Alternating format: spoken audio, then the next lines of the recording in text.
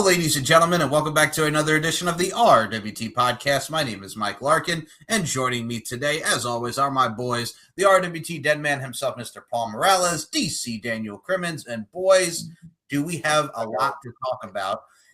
There has been incidents, there's been news, there's been contracts, there's been a whole lot of wrestling, but I think the first thing we have to start with is kind of a little bit of comedy. Because as we saw on SmackDown last night, as of this recording, Jelly Roll was a guest on Miz TV, and then Kit Wilson came out, told him he has fat phobia and that he was toxic. And then there was this whole thing after the Miz got cursed by Danhausen, and Jelly Roll went to hit Kit, but he nailed the Miz. Now the rumor and innuendo was Michael Jelly Jam. Jelly Jam, thank you. Jelly Jam, Jelly Rollhausen, Jelly Jam, thank you.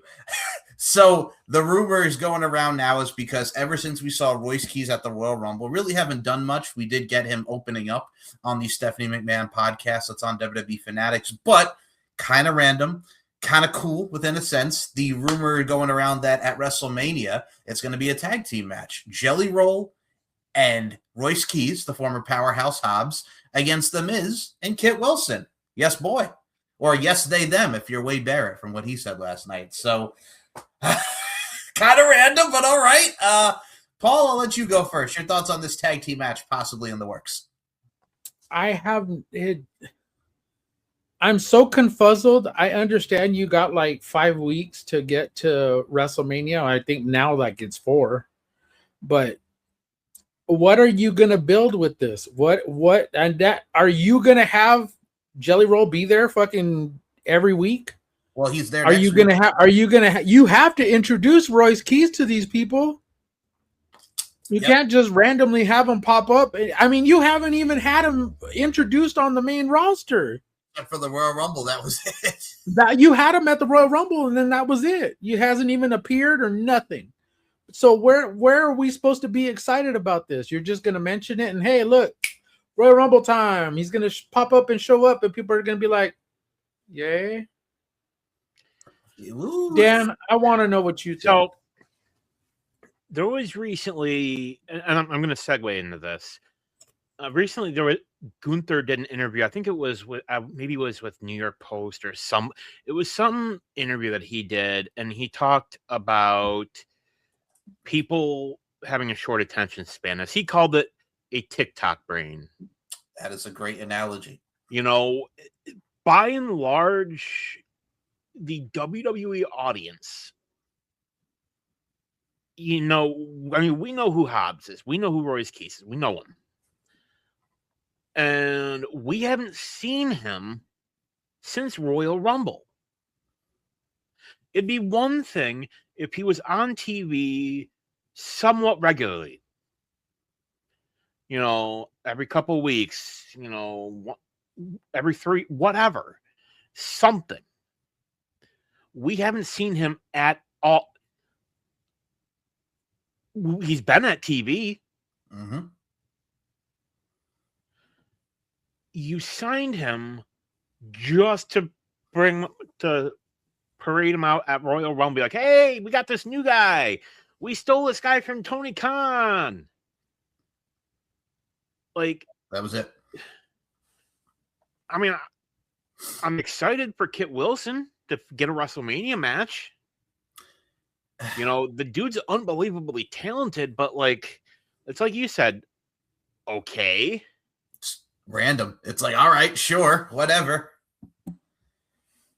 I don't get it. I mean, I think it would make more sense if it was Danhausen and Jelly Roll, the comedic timing there, Jelly Jam, as Daniel said, like because of what they're doing with the Miz and everything and him cursing him, but I don't know.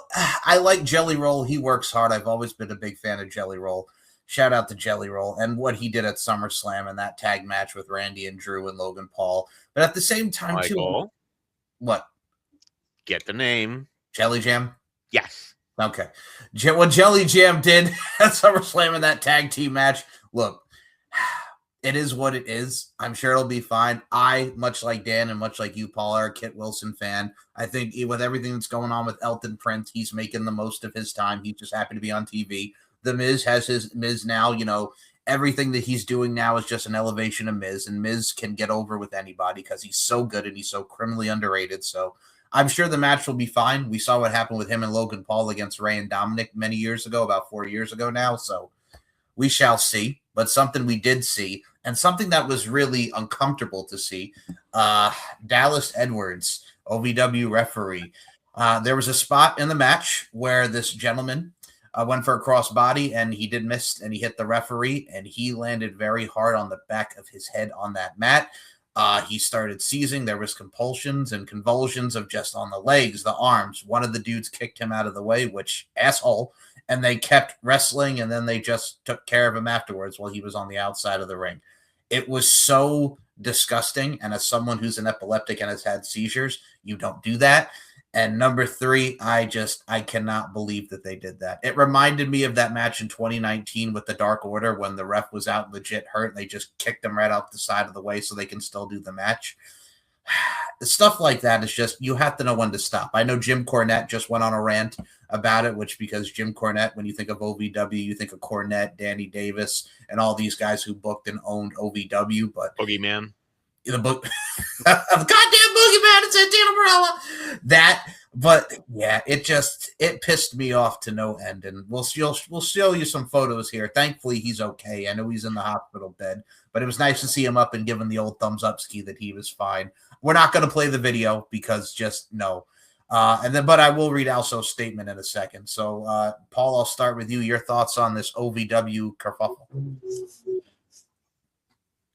You know, when you're taught to see somebody that's down, and we've seen it, you know, numerous times, like referees have come in to make stoppages, like if somebody rolls out of the ring or you see somebody, you ask them questions, like you'll see the referee go over and ask, hey, are you okay? Are you okay? Hey, that spot looked kind of gnarly. Hey, are you okay? They go in and check on them. Never once did any of these guys walk over to say, hey, are you okay? Hey, are you okay? I know it was a quick spot, but if you even the guy that flew off of the top rope, can't remember his name. But he checked on him briefly he did, yeah. Yeah, but you usually say, hey, are you okay? Hey, are you okay? But if the spot was for the referee to take the bump, okay, that's fine. But at the same time, you see him, you're not going to sell a seizure. You're just not. I mean, I understand selling and overselling, but dude was flat. Dallas was just out. And then all of a sudden, he just started convulsing in the ring. And dude just walked over, fucking kicked him over, rolled him over, kicked him out of the ring. And it's like, that's where it became scary for someone like me, you know, and I'm pretty sure you guys too, to sit there and watch the video. It was just, I'm sorry, it was just horrible. And you have to be better. You have to do better. And Al Snow, you need to do better as a trainer there, but you just need, as a booker and everything, you just need to do better. Dan. Take it away, Daniel. You know, we've seen ref bumps. Jessica Carr took one out of Elimination Chamber. Yes, she did. Earl Hebner used to take them what seemed like every freaking week. Charles Robinson. And homeboy was out. Like, you could tell, like, he was not moving. Mm-hmm. Like, his head, like, he was prone. I mean, wouldn't common sense say, hey, and the fact that he didn't roll out of the way, when refs take bumps, you always see them roll out of the way. Yes. You never see them lay in the middle of the ring. Nope. But it's just like the whole freaking thing just, I don't know. I can't. Well, this is what Al Snow had to say, and this is from his Twitter. He put out this statement, and it reads, "Hello, everyone. This is Al Snow. I want to speak directly to our fans and the wrestling community regarding the incident involving referee Dallas Edwards at last week's event. Professional wrestling has always carried an inherent risk of injury for everyone who steps into the ring. On March 12th, during a live OVW television event, Dallas was involved in a planned moment of physical contact with a wrestler that resulted in him suffering a head injury. Traditionally, when an in-ring injury occurs, the referee is the central point of communication, assessment, and decision-making. In this unprecedented situation, the person who would normally make that assessment was the one who needed assistance. That unforeseen breakdown in communication contributed to a delay and stopping the match and concluding the show. We are relieved to hear that Dallas is recovering and receiving the medical care he needs. Our thoughts are with him, and we're hoping for his continued improvement. At OVW, the health and safety of our performers and officials has always been our top priority. We are proud of the standards we've maintained over the years, but we also recognize that there is always room to strengthen and improve. With that in mind, we are reviewing our existing procedures and updating several of our in-ring and ringside protocols to ensure we continue to meet the highest expectations for performer safety. These updates include enhanced communication systems, additional referee training, and expanded ringside response measures to help ensure that a situation like this is identified and addressed as quickly as possible. We appreciate the concern and passion from our fans, and we understand the importance of transparency during moments like this. We will continue to share updates when appropriate, and we ask everyone to keep Dallas in your thoughts as he continues his recovery. Thank you, Al Snow. That was Al Snow's statement about the assessment and everything that went wrong with that incident and that situation with Mr. Dallas Edwards. And Dan, I can see you already moving. I'll let you go on this one. Your thoughts on Al Snow's statement?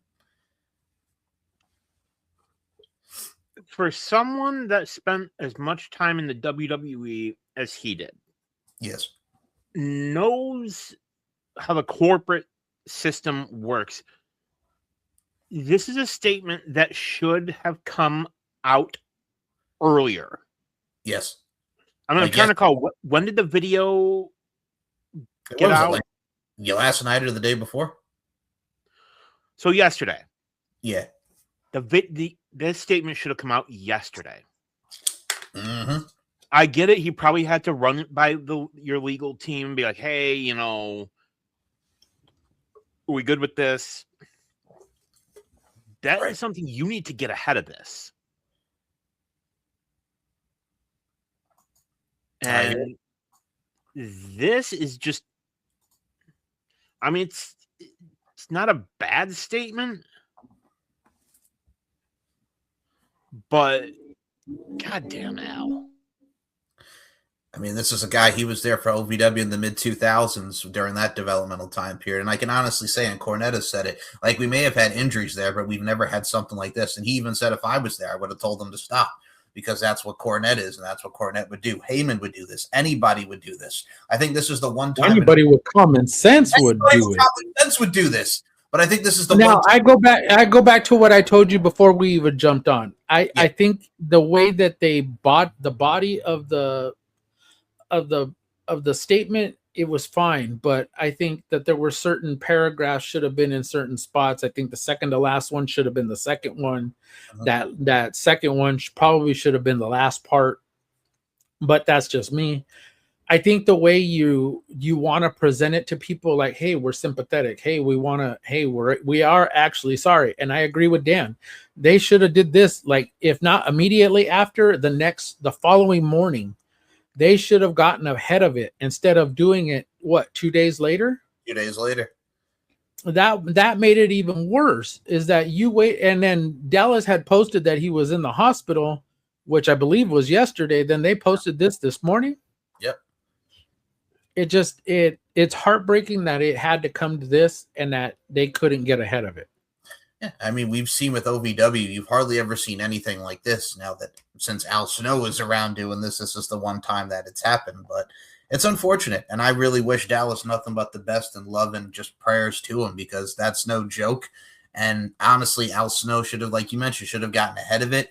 And honestly, it just pisses me off to see such negligence and just overall non-common sense and just foolishness that this even had to occur. So, yeah.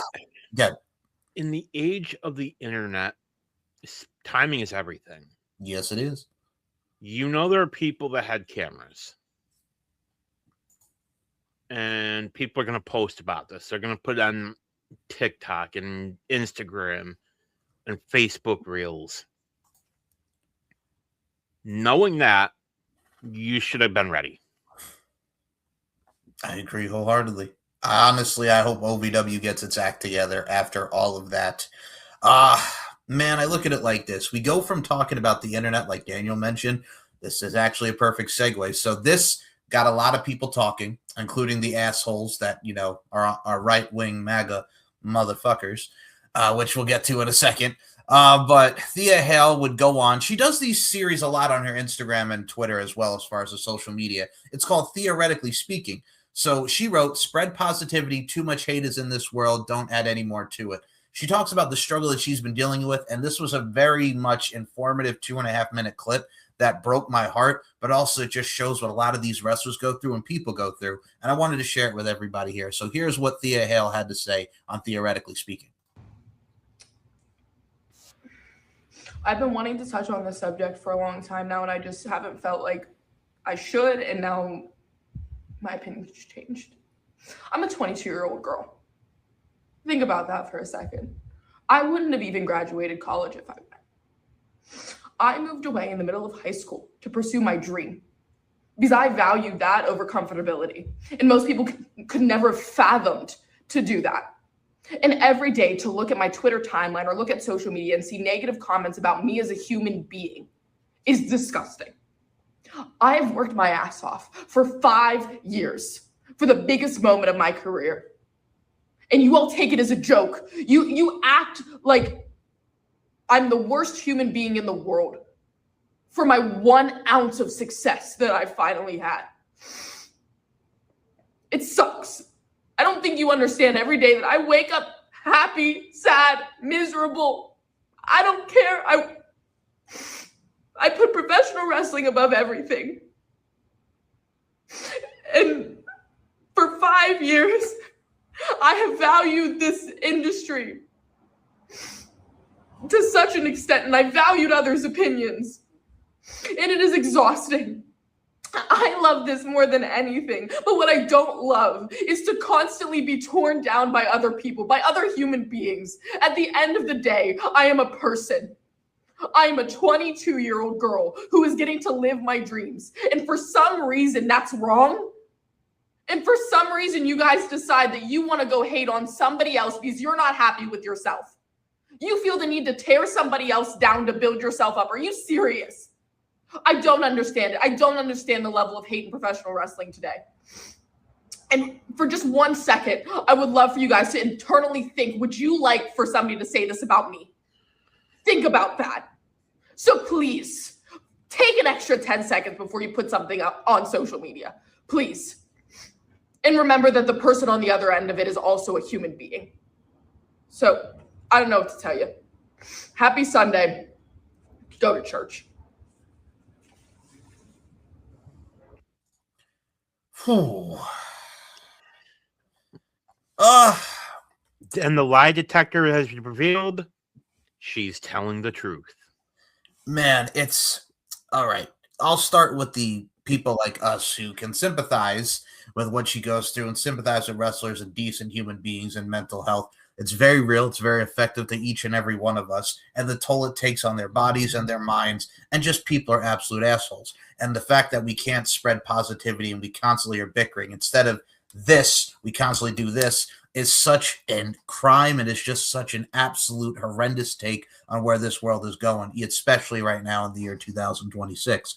And then you get the hard right MAGA motherfuckers who are just like, oh God, these kids, they can't ignore the comments. You know what I'm saying? Oh, they would have survived in our generation, or these wrestlers are so soft nowadays. Look, man, times have changed. This isn't the attitude era anymore. And number two, fuck off.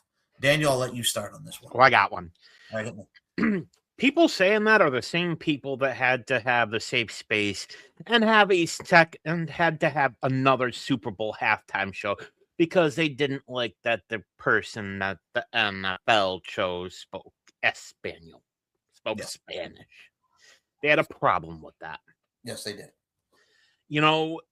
Social media has made so many people comfortable posting the worst fucking shit in the world,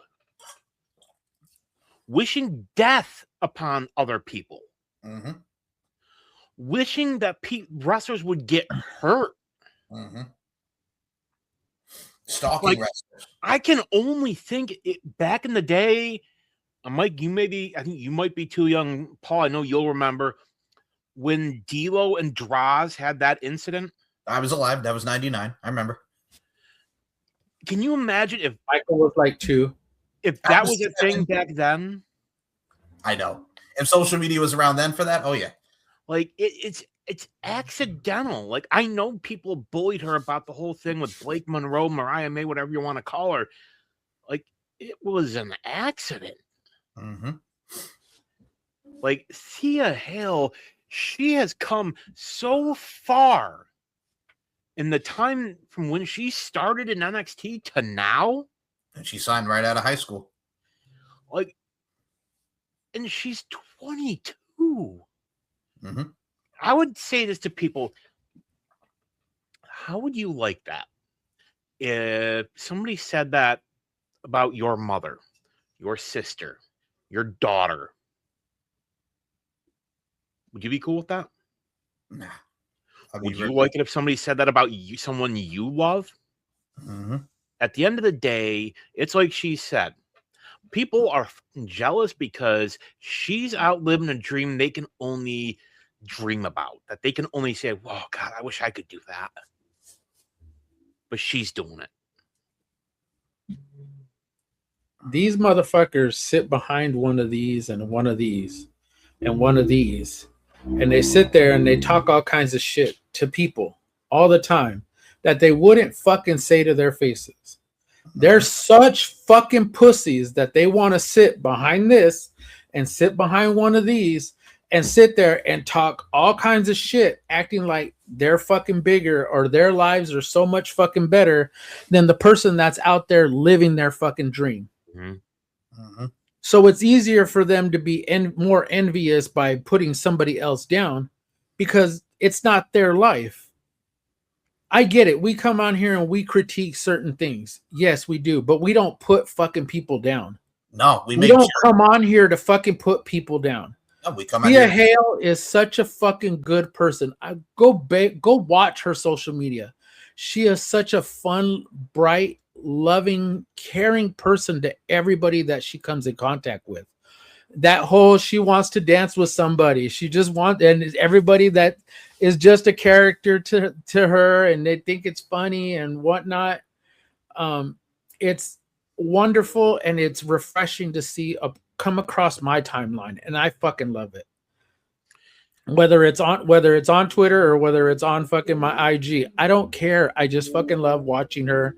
She's just so bubbly that it's infectious that you just want to love her. And I don't get these fucking people in the IWC or whoever is doing this to her. I think y'all are a bunch of fucking pussies to do this to such a good human being. So I will add to Paul's point and Dan's point. Ladies and gentlemen, when we come on here, we do not put wrestlers down. We critique it, but we don't badmouth these people and say the shit that these people said to Thea Hale. And also to go on Paul's point, you see her do the dances, you see her do the coffee runs, you see her do that. Like, it's fun. And like her and Nikita Lyons, I just came across on my Instagram. Like, that was funny with the dust and our energies are aligned. And she goes, I'm going to show you something later. What's that? I'll tell you later. Probably going to go touch some grass. Like, it was funny. You got her boyfriend, Harlem Lewis, behind the camera. It adds a lot to the presentation. So you have someone like that who's been living the dream, graduated high school, signed with the WWE, did the comedy thing with Chase U, branched out from Chase U, won the North American title, and has just been around and vocalized on the television screen because she's so good and she constantly is learning and growing as a talent. Like, she has earned every step of the way where she is right now. So don't hate, participate, enjoy it. And if you got nothing nice to say, keep your fucking mouth shut. 22. You know, we talk about people like Javon Evans, Leon Slater. Right. The fact that Thea Hale is 22 and she's as good as she is, she is getting over with the crowd organically. And it's working. Yes, it is. And I guarantee fucking TU, other wrestlers, both male and female, have probably had these same feelings as her. I don't doubt it. I mean, It's just she's one of the only ones that put it on video. Other wrestlers have had like, hey, try being positive. Rhea has posted, I think, before. Dana Brooke, when they friggin' crucified Dana Brooke during her second NXT run. But Thea is the one that finally went on camera and did it. And you know what? I'm fucking glad she did. I applaud her for it. Fucking be better as people, for God's sake. Then we wouldn't have to fucking be talking about this, but these people can't keep their fucking mouths shut because, you know, the society we live in and who's in charge. That's all I'm going to say. Fuck them. If you don't have anything nice to say, don't say anything at all. Exactly. Speaking of something nice to say, this photo. Why did I have to see his face? Well, we did. Okada was coming to the ring, and there was Uncle Dave, front row, looking. Bitch. Bitch. I love what he has that face, like he's looking into his eyes, like he's friggin' mesmerized, like he wants to make love to Okada. Like, look at this man, for God's sake. He's got goo eyes for fucking Okada. You just looking like, yeah, there's my Kazuchika. There's my Kazuchika. Yeah, there's the guy that I want to. Like 5 stars, Okada. 5 stars. God. I just had to put that photo up because, good Lord, look at that man's face. He's ready. He's going to go rub one out later on in the night. Good Lord. Anyway, speaking of rubbing one out, someone was out the door, and that man's name was Road Dogg. So Road Dogg quit the WWE, and he did it in person rather than being let go. So according to PW Insider, company sources have cited that he openly expressed his unhappiness and tendered his resignation from the creative team. So adios, Road Dogg. Look, the Unreal show did not help him at all with what he was talking about, the women and everything in general. You could just tell, like, it wasn't working anymore. So Road Dogg is gone. Tony, do not pick up the phone and go, I'll pay you, Road Dogg. Oh, you didn't know? No. Do not put Road Dogg and AEW as a part of the creative team. We saw him do his stuff with TNA. Maybe go back to TNA. But either way, it doesn't hurt for Road Dogg to be gone from WWE and the creative team. So I will let you start off with this, Paul. Your thoughts on the Road Dogg quitting? That clip from the show, and you look at him talking. I'm okay. Let me restart this again because this is what I was going to ask. This is the question I was going to ask you, but let me finish my thought real quick. Okay. He looked very defeated in that clip. It looked like everything that he was putting out, nobody wanted to listen to. And then it just seemed like everybody was kind of, it was like he wasn't getting, and it was like any little thought that he had come into his head of what he wanted to have happened, especially like with Chelsea and Julia, and then them basically playing a hot potato with the women's United States title. You could see on his face like he looked very defeated at everybody, kind of just like, no, well, what are we going to do after that? Well, what are we going to do with this? But my question is that I wanted to ask you is this. Do you believe that Triple H, the way he's running, and now that we see these creative backstage segments or on Unreal, you know, of these backstage and all these creative, I guess they would call BS sessions in the back, trying to figure out where everything's going to go. Does it seem to me like, or does it seem to you guys like Triple H is pretty much taking over that Vince role, and he's everything that you say will be everything that you say, but I'm going to have the final answer? I could definitely see that from the Zoom calls that they had on Unreal. That definitely showcased that. And it's like, no matter what you say, I'm going to do it my way. Yep. Dan, please.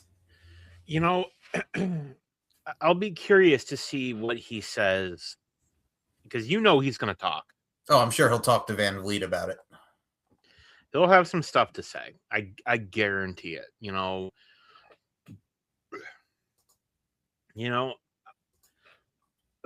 Triple H has become Vince.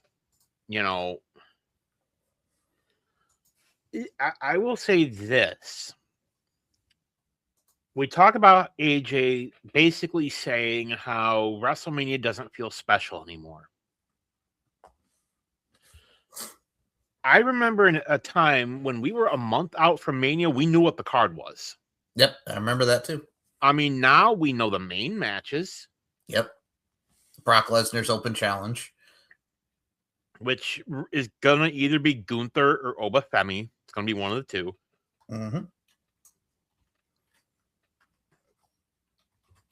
We know the women's titles are. We know that we're probably going to get Tiffany and Julia. Probably. Yeah, as of right now, there's only 5 matches: Punk and Roman, Stephanie and Liv, Cody and Randy, Jade and Rhea, and Brock Lesnar. That's it so far. And we know that they're probably going to do the Vision versus the Usos, which tag titles, Logan and Austin Theory. Yeah. All right. And shocker, Seth Rollins is still not cleared. Yep. Well, we still also have Jelly Roll and Royce Keys and against Kid and freaking The Miz. So whatever. Like it just WrestleMania to me, just Like I'm very mad with the card right now. Yeah, me too. I like that. We'll get to the main event of SmackDown soon. Like that, I liked, but other than that, yeah, whatever. Like it was. Sometimes it is very hard to be a WWE fan. It really is. And people saying, "Oh, we're going after WWE." Watch some of our earlier shit. We used to critique the ever living dog shit out of AEW. Oh yeah, we still do. Exactly. Yeah, and that's another thing too. Is like we look at what AEW does, and not every story that they have going on is wow, amazing, outstanding. But neither is WWE. Neither is anything that Triple H is putting out. But what we critique is, and we have an opinion of, is that AEW has all these titles. It's like when Ricochet has the national title, Moxley has the Continental title, Willow and Harley are the women's tag team champions. Yeah, but my point is that you have all these men's main titles, and it's like, what are they doing with them? Why are one of them not defended every week? That, and you know what really pissed me off too, right? Like fucking Tommaso Ciampa turns on Mark Briscoe the same way he turned on Johnny Gargano, which pissed me off. Again, it just made it meh. All right. And I'm not okay with Tommaso Ciampa just all of a sudden, hey, you know what? Hey, I wanna do the same spot that I did with Johnny Gargano with Mark Briscoe. Why? Also, Lena Cross is wrestling twice, her and Willow on the 0 hour, and then her and Megan Bayne against them on the main show for the tag titles. Yeah. Again. Yep. I'm trying to understand why they're doing it and why it needs to happen, but and they just announced Boom and Doom against the Infantry on the 0 hour with Big Boom, whatever. And I think what's going to happen is that they're going to roll over, I guess whatever for the national title. I guess it's probably going to roll over like it did in the last pay-per-view that they had. Yeah. From 0 hour, it rolled into the main card. Yeah, probably. And I don't know if I'll be okay with that, but you end up getting all these fireworks and explosions, and then you're still wrestling the last match that you had. Mm-hmm. I mean, them just adding Mystico with jet speed to go against the Don Callis family. It's like, okay. Look, Tony Storm and Marina Shafir, where everyone's banned from ringside. I get it, but it's like, how many times are we going to do this? It should have ended after Wheeler Yuta got his head shaved. Like that was it. But no, we're going to. You know what? I'm okay with the amount of matches that they have. I'm okay with it, but give them a time limit. If you're going to have them go out there, yes, you could have 6, 7, 8, 9 minute, matches, and it be it work. Hell, you could even have a 4 or 5 minute match and it still work, for whatever story they're trying to tell. You don't need these long ass fucking matches. I mean, main card, okay, if you want to have titles on the line, okay, I understand. You have a no time limit Moxley versus Takeshita, and it's like, why? You could have that on Dynamite. Yes, you may want to have it on the on a pay-per-view, but then take away one match, maybe 2 matches that you believe could possibly be on a Collision or could possibly be on a Dynamite. Well, look at it like that's this. That's my opinion. They added a stipulation to the trios match. It's now a tornado trios. It's Darby Allin, Orange Cassidy, and Roddy against the Dogs, David Finlay, Clark Connors, and Gabe Kidd. Dave Finlay's pay-per-view debut match. The Dogs. But you get what I'm saying, though, is like, but that's kind of, and if you go on social media, a lot of people, there was this one dude that I had actually watched earlier today. He said he spent $600 and almost $700 on a ticket to Elimination Chamber and where he sat at. Uh-huh. Whereas he ended up paying a hell of a lot less than that. And him and his 4 other friends are going to go to AEW Revolution for under $500. Shit. And they have good seats. He said almost the exact same seats where he was at Elimination Chamber. Yeah. For that one fucking ticket, he took 4 other friends. That's like the ticket prices is like, why does anybody want to go to WWE, any WWE event? If yes, you get to see your favorite wrestlers, yay, but am I gonna fucking mortgage my house to fucking come in to do that? Fuck no. Hell no. Especially with the price of gas. Right. Yeah, I'm in agreement. Dan, are you gonna give some blood and give away a kidney just to fucking go see WWE? No. Okay, good.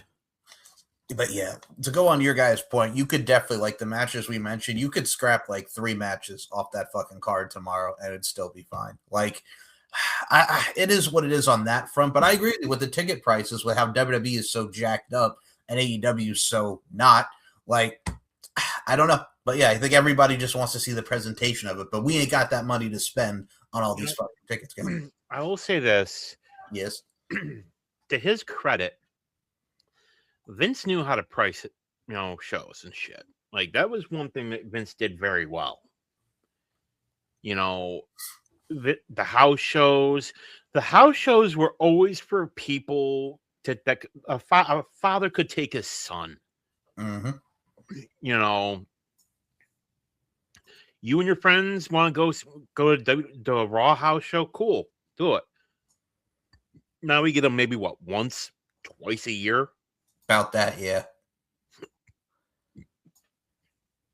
It's the holiday tour. It's that fucking holiday tour. The holiday tours would kill it, yeah. Speaking of NXT has more fucking house shows than anyone. In the Orlando area and the Florida area, oh yeah. Or even when they go on the road sometimes, yep. Now, speaking of somebody who did get a gift, Alex Williams got a gift, as Alex Williams has now been promoted. She is the vice president, a lead writer of Monday Night Raw. She wrote "So Honored and Excited." Now, she did enjoy a string of steady promotions in the organization since joining WWE in October of 2020. She started out as a writer and producer on the flagship, then became senior writer and producer in February 2024. Now she's been elevated to vice president generally and head writer on Raw. So what are your thoughts on Alexandra Williams being the replacement over there on Monday Night Raw? I like the thumbs up from Orange Cassidy style from Dan right there. I mean, good for her. Yay. Yay, but I mean, if we're still gonna continue to keep giving the same old shit, and back again, what I said about Triple H, if everything he says is the final decision, then it's just a face being there. That it is. She's the fall person. Yeah, pretty much. And that's pretty much what Road Dogg was. Speaking of people getting into different If roles, things Good. fall, if Netflix starts complaining, which I think eventually they're going to. Mhm. Triple H, Paul Levesque will look at her and be like, "Why is the show like this? You're in charge." I can definitely see that. Vince used to do it himself. You're going to see a pattern. You really are with the different regimes, but really it's not. More things change, the more they stay the same. Here, before we get to this is the other thing I was gonna say. So I'll go back to the guy that I had seen on IG, and him talking about the prices. So another thing that he actually specified was how many matches there were. So you're there for 3 hours to watch 4 matches, and not all of them are good. Yeah, you had 2 chamber matches. Yes, it's a PLE. Yes, you had 2 chamber matches, but you had 2 very, very okay middle matches. Remember I think it was 20. I forgot it was. I think it was like 2018. I think there were like 7 matches at that elimination chamber, and all of them banged, including the chamber matches. I think it was either 2018 or 2017. All right. I know one of them had like 7 or 8 matches at the pay-per-view, and all of them banged. All of them were freaking awesome. Okay, so here was the 2017 card to prove Paul's point. Becky Lynch and Mickie James, Apollo Crews and Kalisto against Dolph Ziggler, American Alpha in the tag team turmoil match for the SmackDown tag titles, Natalya and Nikki Bella, Randy Orton and Luke Harper, Naomi and Alexa Bliss, and Bray Wyatt winning the chamber match for the WWE title. That was 2017. Yeah. Now 2018, that one also had 6 matches. That one was Alexa Bliss winning the women's elimination chamber, Cesaro and Sheamus against Titus Worldwide, Asuka, Nia Jax, Matt Hardy, and Bray Wyatt, and Roman Reigns winning the elimination chamber match. So I think the one you're referring to is the 2017 because all those matches were great. But what I'm saying is that you could still have. I mean, if you look at the chamber matches themselves, and even if you look at the time limit on each match, you don't have to have all these lengthy matches as long as they're good. I'm trying to remember who Chris Van Vliet was interviewing, and they said that their favorite opening match was it was Santizap. He said his favorite match, his favorite WrestleMania match was actually Rey Mysterio versus Kurt Angle, and I think it was 2002. Oh, I was there. SummerSlam. Oh, SummerSlam. But he said that was one of his favorite matches because he said it was like 7 minutes long. And they tore the house down just for an opening match. That was one of my favorite matches too. I'm right there with him. It was a great match. It was only 7 minutes, yeah. But that's just it. Is like you go to these PLEs and Triple H is running it like as if it's an NXT. And you need more matches. People want to see more matches. I understand that he doesn't want to do this, have that Vince mentality to where more is better. No, it's just quality of matches that you put on. It doesn't matter if the length of them are, 4 minutes, 5 minutes, 6 minutes, 7 minutes. If you have small matches, but the quality of them work, especially if you're continuing a storyline. People want to see that. Well, do you think for him, like you added there with the quality, I was going to say to you, I think with Triple H, it's about quality over quantity. He doesn't want to do the quantity of so many matches because you'll get a quality in 4. But people want to go to these pay-per-views. I mean, come on, Dan, you got to tell me would you rather go to an AEW event with 13 matches, or would you rather go to a WWE PLE with only 4, like maybe 5? Tops 6, maybe, if you're lucky. Well, knowing when AEW shows usually end, and knowing I'd have to fucking drive home. Yes. I don't know. But that is true. You have to look at that to protect, because Tony goes to like midnight on every one of these fucking papers. Or later. Well, I don't know. It'll be here in LA. So I mean, I'm gonna be up. I'm gonna be awake, and I'm gonna watch it all the way to the end. But In a way, he is. my point is like, yeah, you can have 6, 5, 6 matches in a even if it's just a smaller pay-per-view throughout the year. You could still have those 5, 6 matches, and then even a 7th one if you want to do that. Before everything jumps onto the main card. Like Vince used to do a couple of matches on on Sunday Night Heat, which were right before a pay-per-view, and you get like 2, maybe 3 matches before then, because that's entertaining the crowd when they get there. I like your style, how you put that, because I'll make the SummerSlam reference since Andy Watt mentioned Rey Mysterio and Kurt Angle. So you know what the friggin' Sunday Night Heat match was before SummerSlam 02? Mm-hmm. Spike Dudley and Steven Richards. And I'm pretty sure they fucking whipped each other's ass. For 5 minutes, yes, they did. For 5 minutes, yes, they did. Survivor Series 02, I was out. The friggin' match was Goldust and the Hurricane against the Un-Americans, where they whipped each other's ass, and then Tommy Dreamer came out and friggin' Singapore came the Un-Americans. That's my point. You could have good matches and add a few more to make everybody's time there worth their money.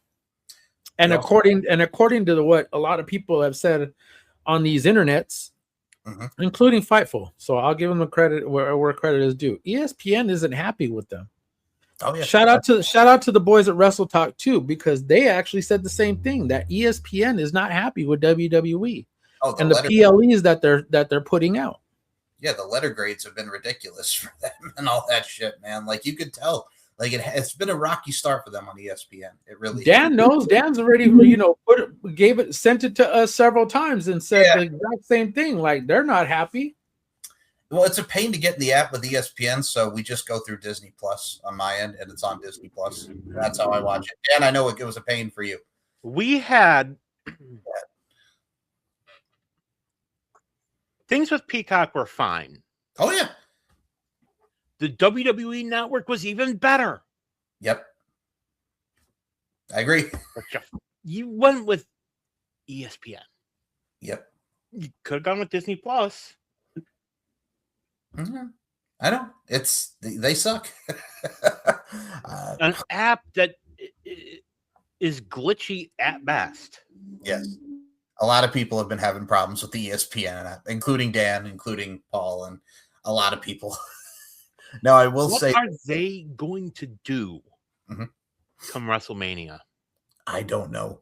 That is definitely something to look at. I just know that the first hour is supposed to be on ESPN2 for the first night, and then the first hour is supposed to be on ESPN the second nights. But still, why not just put both fucking nights on ESPN?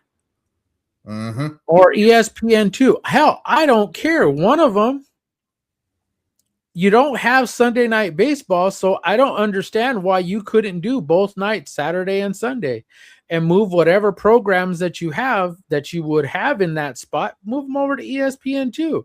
Hell, put those on your fucking ESPN app. I do have to ask, as far as competing, do you guys think it's funny that Tony's competing with the Oscars tomorrow with Revolution, because the big show tomorrow is the Oscars hosted by Conan O'Brien? A lot of people. Look, there's a lot more wrestling fans that are gonna watch AEW. I know, yeah. And hey, I'll find out on social media who won the best Oscar, which I pretty much think it's gonna be Sinners. But hey, that's just me. Yeah, I'm going with Sinners too. Oh, it's going to be a very eventful night. I don't know any of the movies that are big this year. Look, man, go watch Sinners and just enjoy it. Yeah, Sinners is fucking awesome. I actually saw it the other week. It was fucking great. That movie is really, really good. If you guys have not seen Michael B. Jordan is actually awesome in that movie. He is amazing. He's good in anything. He is. Creed, The Wire. Come on, man. So Black Panther. Damn straight, Daniel. So speaking of someone like we mentioned, different roles, Road Dogg's out. Forever. Exactly. Thank you, Paul. Someone who does have another role, and it kind of shocked a lot of us. We've seen her in the crowd, but it's now official. like a referee with a whistle, to quote Adam Pearce, it's official. Candice Michelle has now signed with TNA. She's in a new role.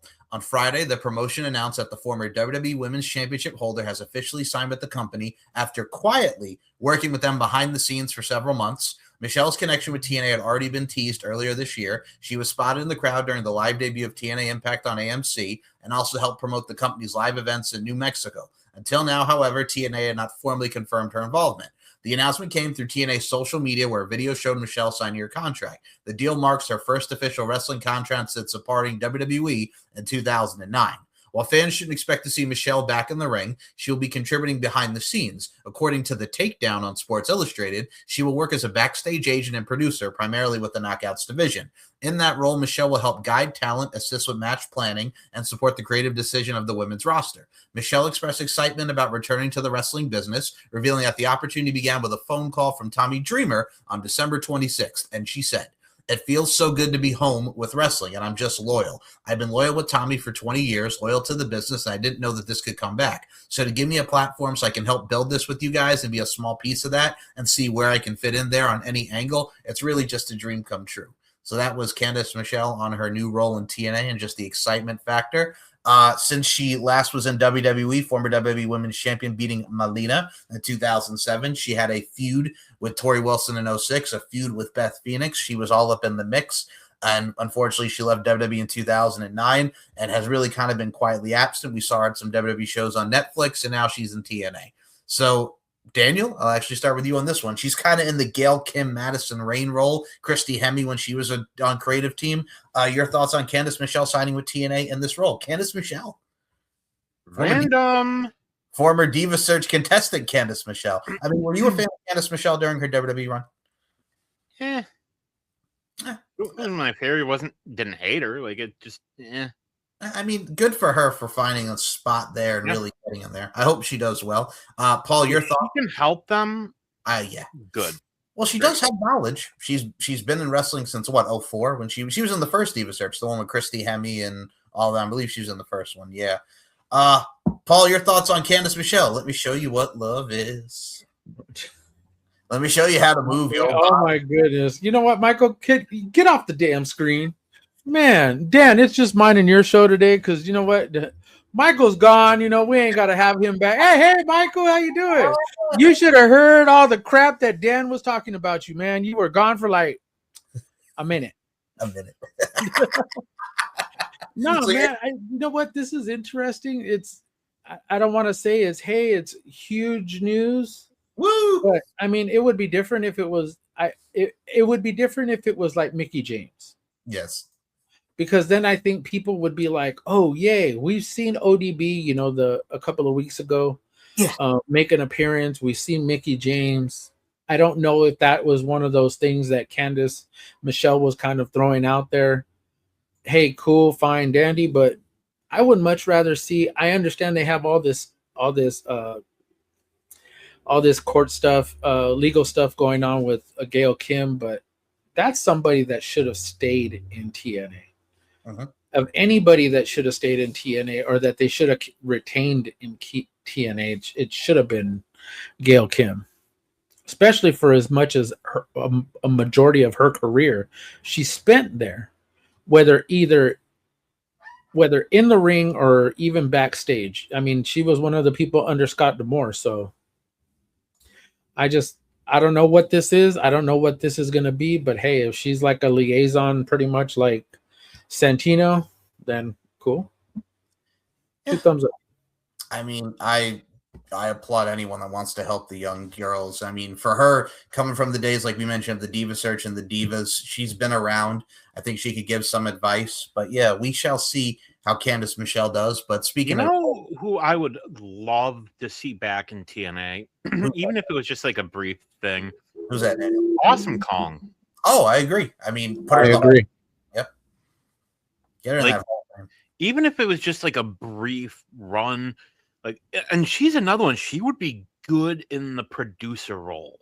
I agree with her knowledge and in TNA. Yep. Exactly. I mean, and you know what? Who knows? Candice Michelle may surprise us because I remember when they announced that Abyss was a producer for WWE, that they had hired him for that, people kind of thought, really?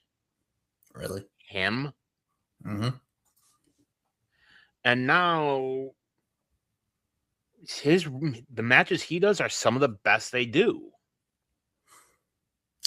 He has the knowledge, does Chris Park. And I mean, a lot of people don't realize, like, they look at these characters. I'll give you like that Joseph Park guy.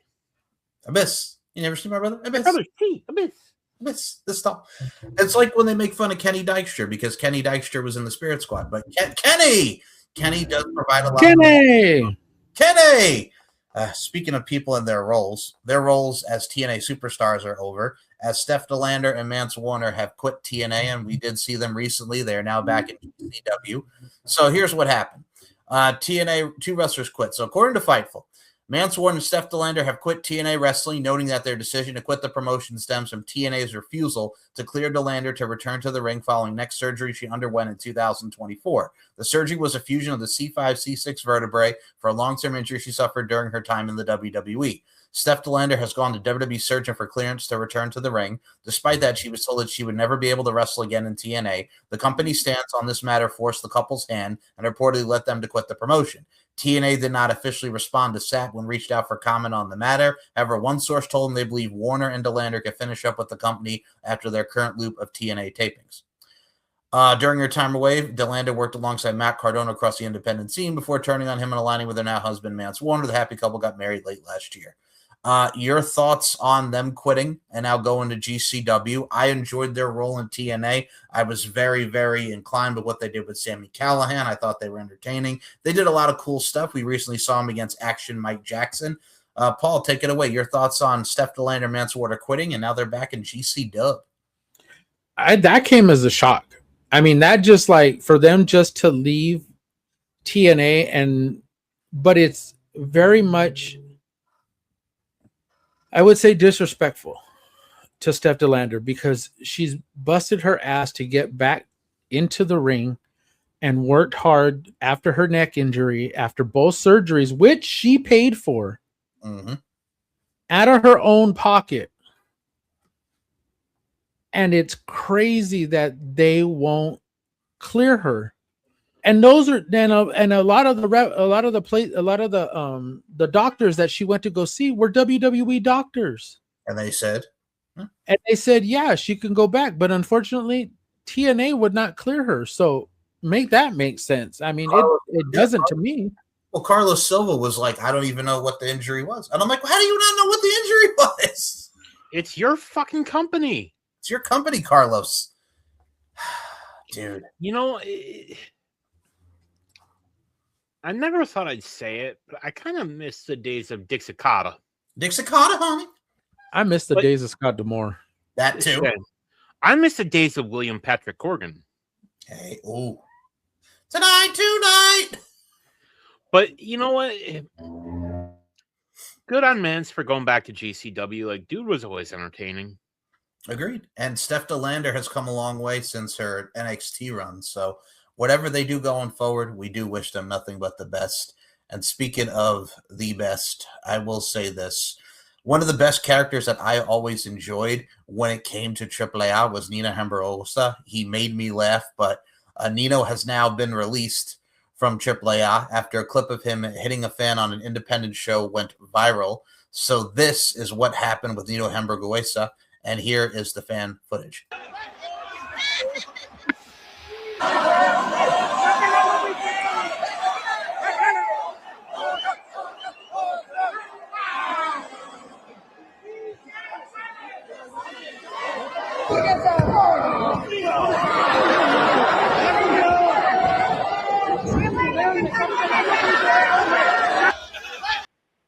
So your guys' thoughts on Nino getting released from his AAA contract?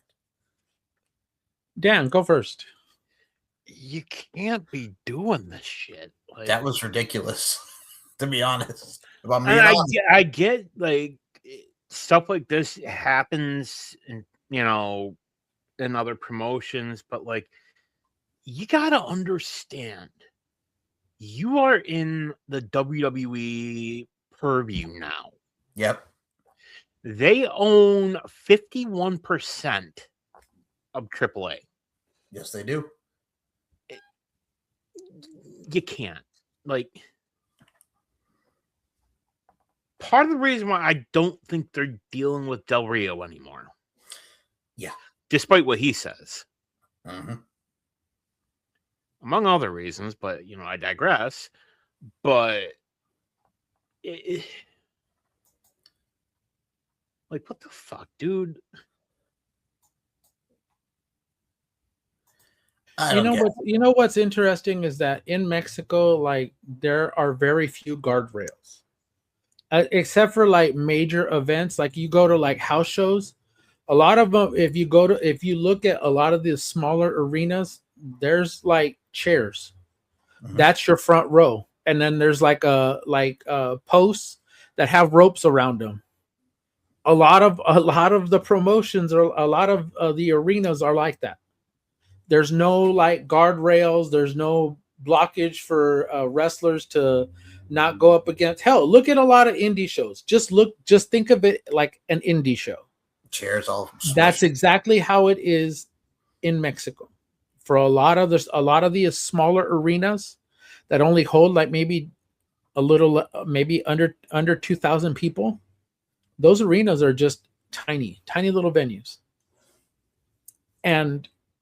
But you have to understand, be respectful to the audience. And I don't care if, it's different if you were messing around or playing around with them. That's completely different. But to go out there and legit start, elbowing them, and then, maybe he was saying something that you didn't like. Still, it's an audience member. They paid for that seat. They can heckle you. But they can heckle you, but you can, hey, security, come and get this guy out of here. Hey, I don't like what he said. That's different. That's what you should do, as opposed to elbowing the shit out of him a couple of times. That's why he was fired. And I'm in agreement with the firing, and you can't be doing that to the fans. It's just unprofessional.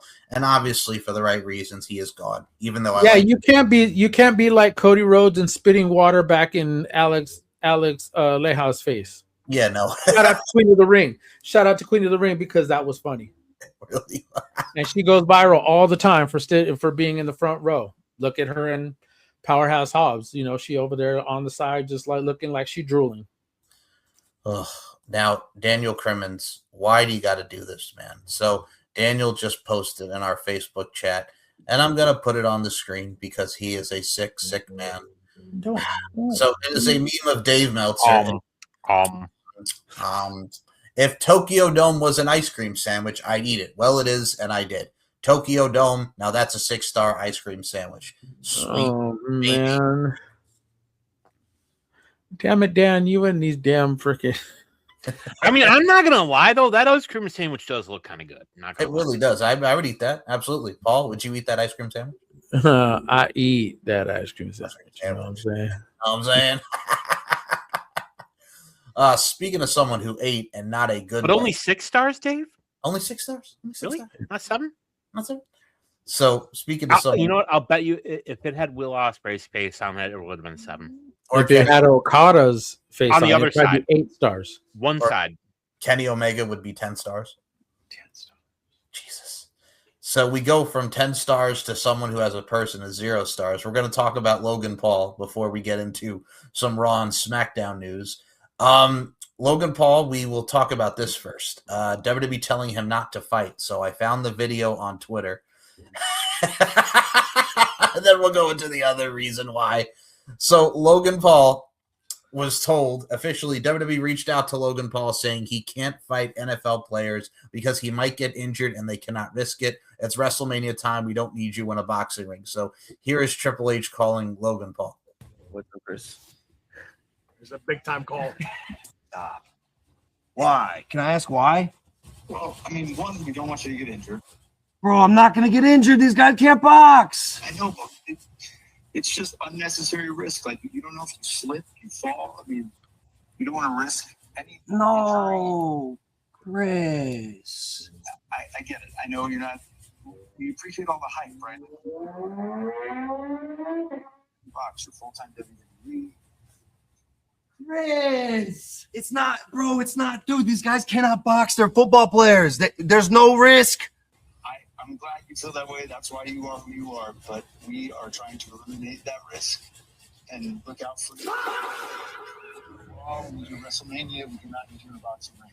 Oh man, is there any way I can convince you? What if I cut you guys? What if I cut the WWE in on my winnings? Because I'm gonna make $2 million in a weekend. We're good. We're good on the money. We just would prefer you not to be boxing. Hey, my loyalty's with the WWE. I'm a good independent contractor, brother. Whatever you guys need, and if you need me to shut it down, I'll do it. See you Monday. All right, see you Monday, Chris. Bosses ain't happy. Shit. I got myself into a situation. At the end of the day, I'm a WWE superstar, and my loyalty is with the WWE. If I do not have their blessing to do some extracurricular activities that are unrelated to the WWE, like boxing, as much as I would love to do it, I gotta honor my job and my commitment to my profession. I understand the perspective. I obviously don't like it. I spent like $5 to $10K drafting the contract. That sucks, bro. Bro, I had it drawn up. Oh no! Fuck. God damn it. What the hell is wrong with him? You know, to quote the late great Powers Booth from one of the absolute greatest movies of all time, Tombstone, well, bye. I love that. I love the Tombstone reference. I love that. I love that so much. Dude, what the hell were you thinking? You're WWE loyal. You're WWE contracted. They're not going to let you do this bullshit for a health risk. You're going into WrestleMania. You're probably going to be a pivotal part and a focal part of that show, like we mentioned earlier with the tag titles. We can't risk you getting hurt. You know what I'm saying? Like, it's just common sense, and it's also just professionalism, and it's also looking out for the talent. I don't know what is not so self-explanatory and so clear about those statements and that overall business acumen.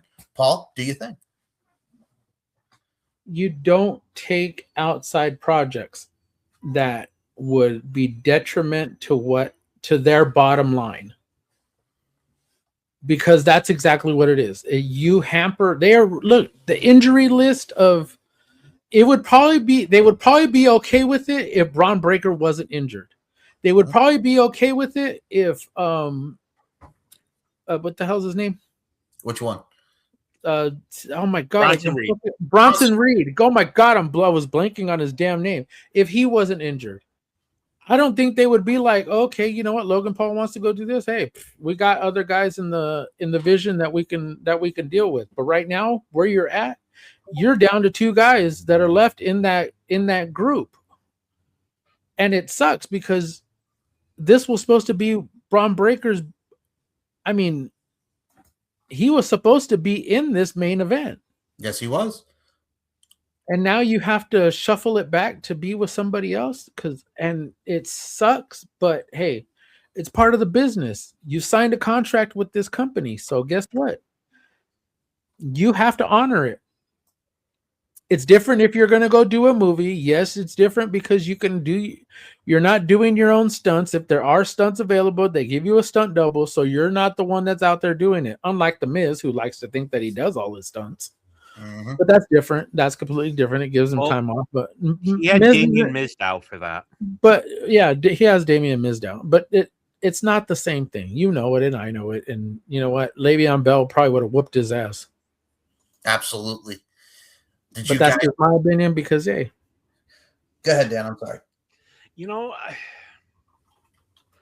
for one, I don't think it was wise to put that conversation on, like, dude. He was in the middle of a podcast. He was. That's why it's so funny. They probably saw and are like, yeah. Dude, no. You're not doing this. Stop being a jackass. Wouldn't you check with them first and be like, hey, I have an opportunity to do this thing? Yep. But we didn't do that. No.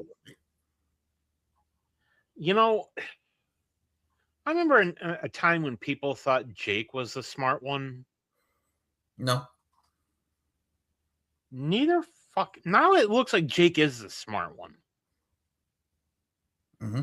Like, do either of the Paul brothers have common sense? No. Not when the other one wants to run for a Oh Lord, seat, but that's not the time because he is not WWE. So the And sweaty pits of Jake Paul. That one, Mhm. that one is trying to start his own MMA company and compete with the UFC. Well, that was going to be my next topic. I did watch the Ronda Rousey Gina Carano press conference from MVP. I am looking forward to Ronda and Gina. I think Gina is absolutely going to mollywop Ronda Rousey, but we did have some comments that came out of it. So Ronda pissed a lot of people off, including Valentina and Chris Cyborg. So I'm going to go with the first one. This is with her and Valentina. So this is what Ronda Rousey said on the press conference because she was talking about the low pay from the UFC. So she said, and I quote, "Due to the low pay from the UFC, champions like Valentina had to sell photos of their breasts on OnlyFans."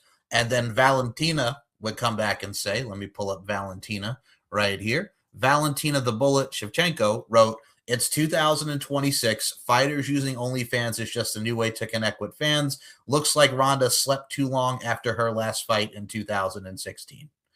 So that was Valentina's response back to Ronda. Your face after that response, your thoughts from Valentina responding back to Ronda? You know, Ronda should have stayed retired. Oh, agreed. You know, and Gina Carano hasn't fought since what, 09? 09-ish, yeah. So almost 20 years at this point. We're getting there, yes. And let's not forget Ronda's last two fights, how they ended. I still remember, I think it was Kimmel. It was before the Holly Holm fight. She said, everyone's thinking she's going to knock me down, going to knock me out. It's not going to go that way. It went that way. Oh, it did. It went all that way, backed up, and went that way some more. I remember watching the fight. And I remember her. Can't seem to just not piss people off.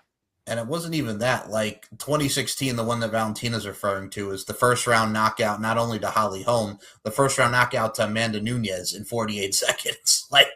And the last time we saw Gina was 09. She lost to Chris Cyborg. So yes, I feel you. But Gina Carano, but you tell me if she is completely wrong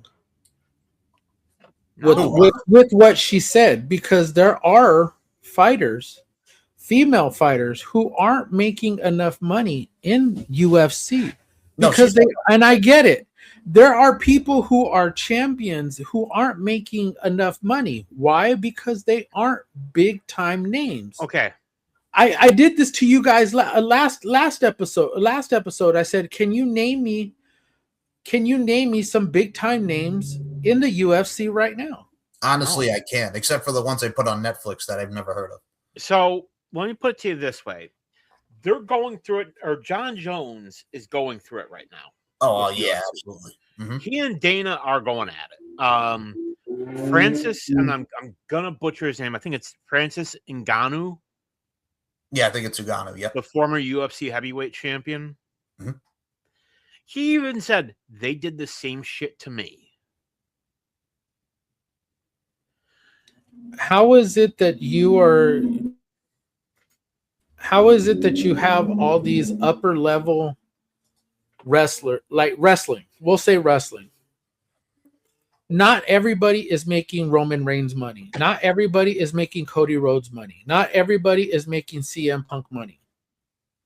Because I know that not everybody is making Rhea Ripley money. Not everybody is making these high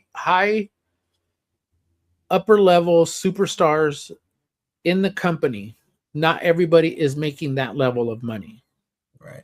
They're not making those main eventer money. I know EO isn't making what Rhea makes. I know Asuka isn't making what Rhea makes. I'm sure Charlotte is, and I'm sure Alexa is, and I'm sure Bayley is. Don't quote me on that. I just said I'm sure they are. But in the UFC, it's completely different. If you aren't making that main event money, if you aren't making that main event purse, then you're just struggling. which goes to tell me that UFC is not paying its fighters well. So why do they want to go there? You got them going to all these other different promotions, doing all this other different work to make money. Look at what these two are going to do. They haven't, again, back to Ronda Rousey hasn't fought since 2016. Gina hasn't fought in an octagon since 2009. Yep. So tell me as an observer, why is it that now they're going to go do this with Jake Paul? Why is it now they're going to make all this money? Because UFC doesn't pay as well, and then Jake Paul's got the money. It's greed. It's greed, money. Like, I can't remember. I remember a time when I could name you 15 or 20 UFC fighters. Tito Ortiz's of the world and all that. Yep. You know, Frank Mir. guys like Chuck Liddell, guys Frank like, the natural Randy Couture. Frank Shamrock. Yeah. Ken Shamrock. Rampage Jackson. But not Bill Goldberg. Not Bill Goldberg. I mean, Brock Lesnar went there. I mean, we could sit here and list off a bunch of fighters, male and female. But Bob the thing Scott. is that they were Bill main Brooks. event. They were main event quality fighters, and we know their names. They're household names. Obviously, Ronda Rousey is obviously a household name. But why is it now? They haven't. It's pretty much like wrestling. Like, if you don't develop new stars, what's going to happen? You have to rely on old heads. Mm-hmm. Now, UFC hasn't created new stars. They just put out new people, people who are there and who are beating each other's asses because they're not household names. whew. And speaking of Ronda Rousey, like you mentioned, Mike, you forgot to mention a big name UFC star, go ahead, hit me. Phil Brooks. Yeah, no, I try not to forget. I try to forget his UFC run, even though I give him credit for trying. But it was. But I give Ronda credit for saying the things that she said, and Yeah. she may have rubbed people the wrong way, but she's not really wrong.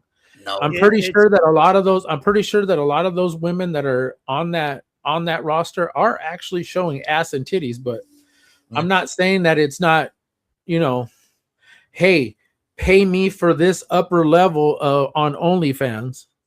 So Hey, you pay me $50, $60 for these explicit pictures. I'm pretty sure that's what they're doing. it's Not saying that they are. I said I'm pretty sure that's what they're doing.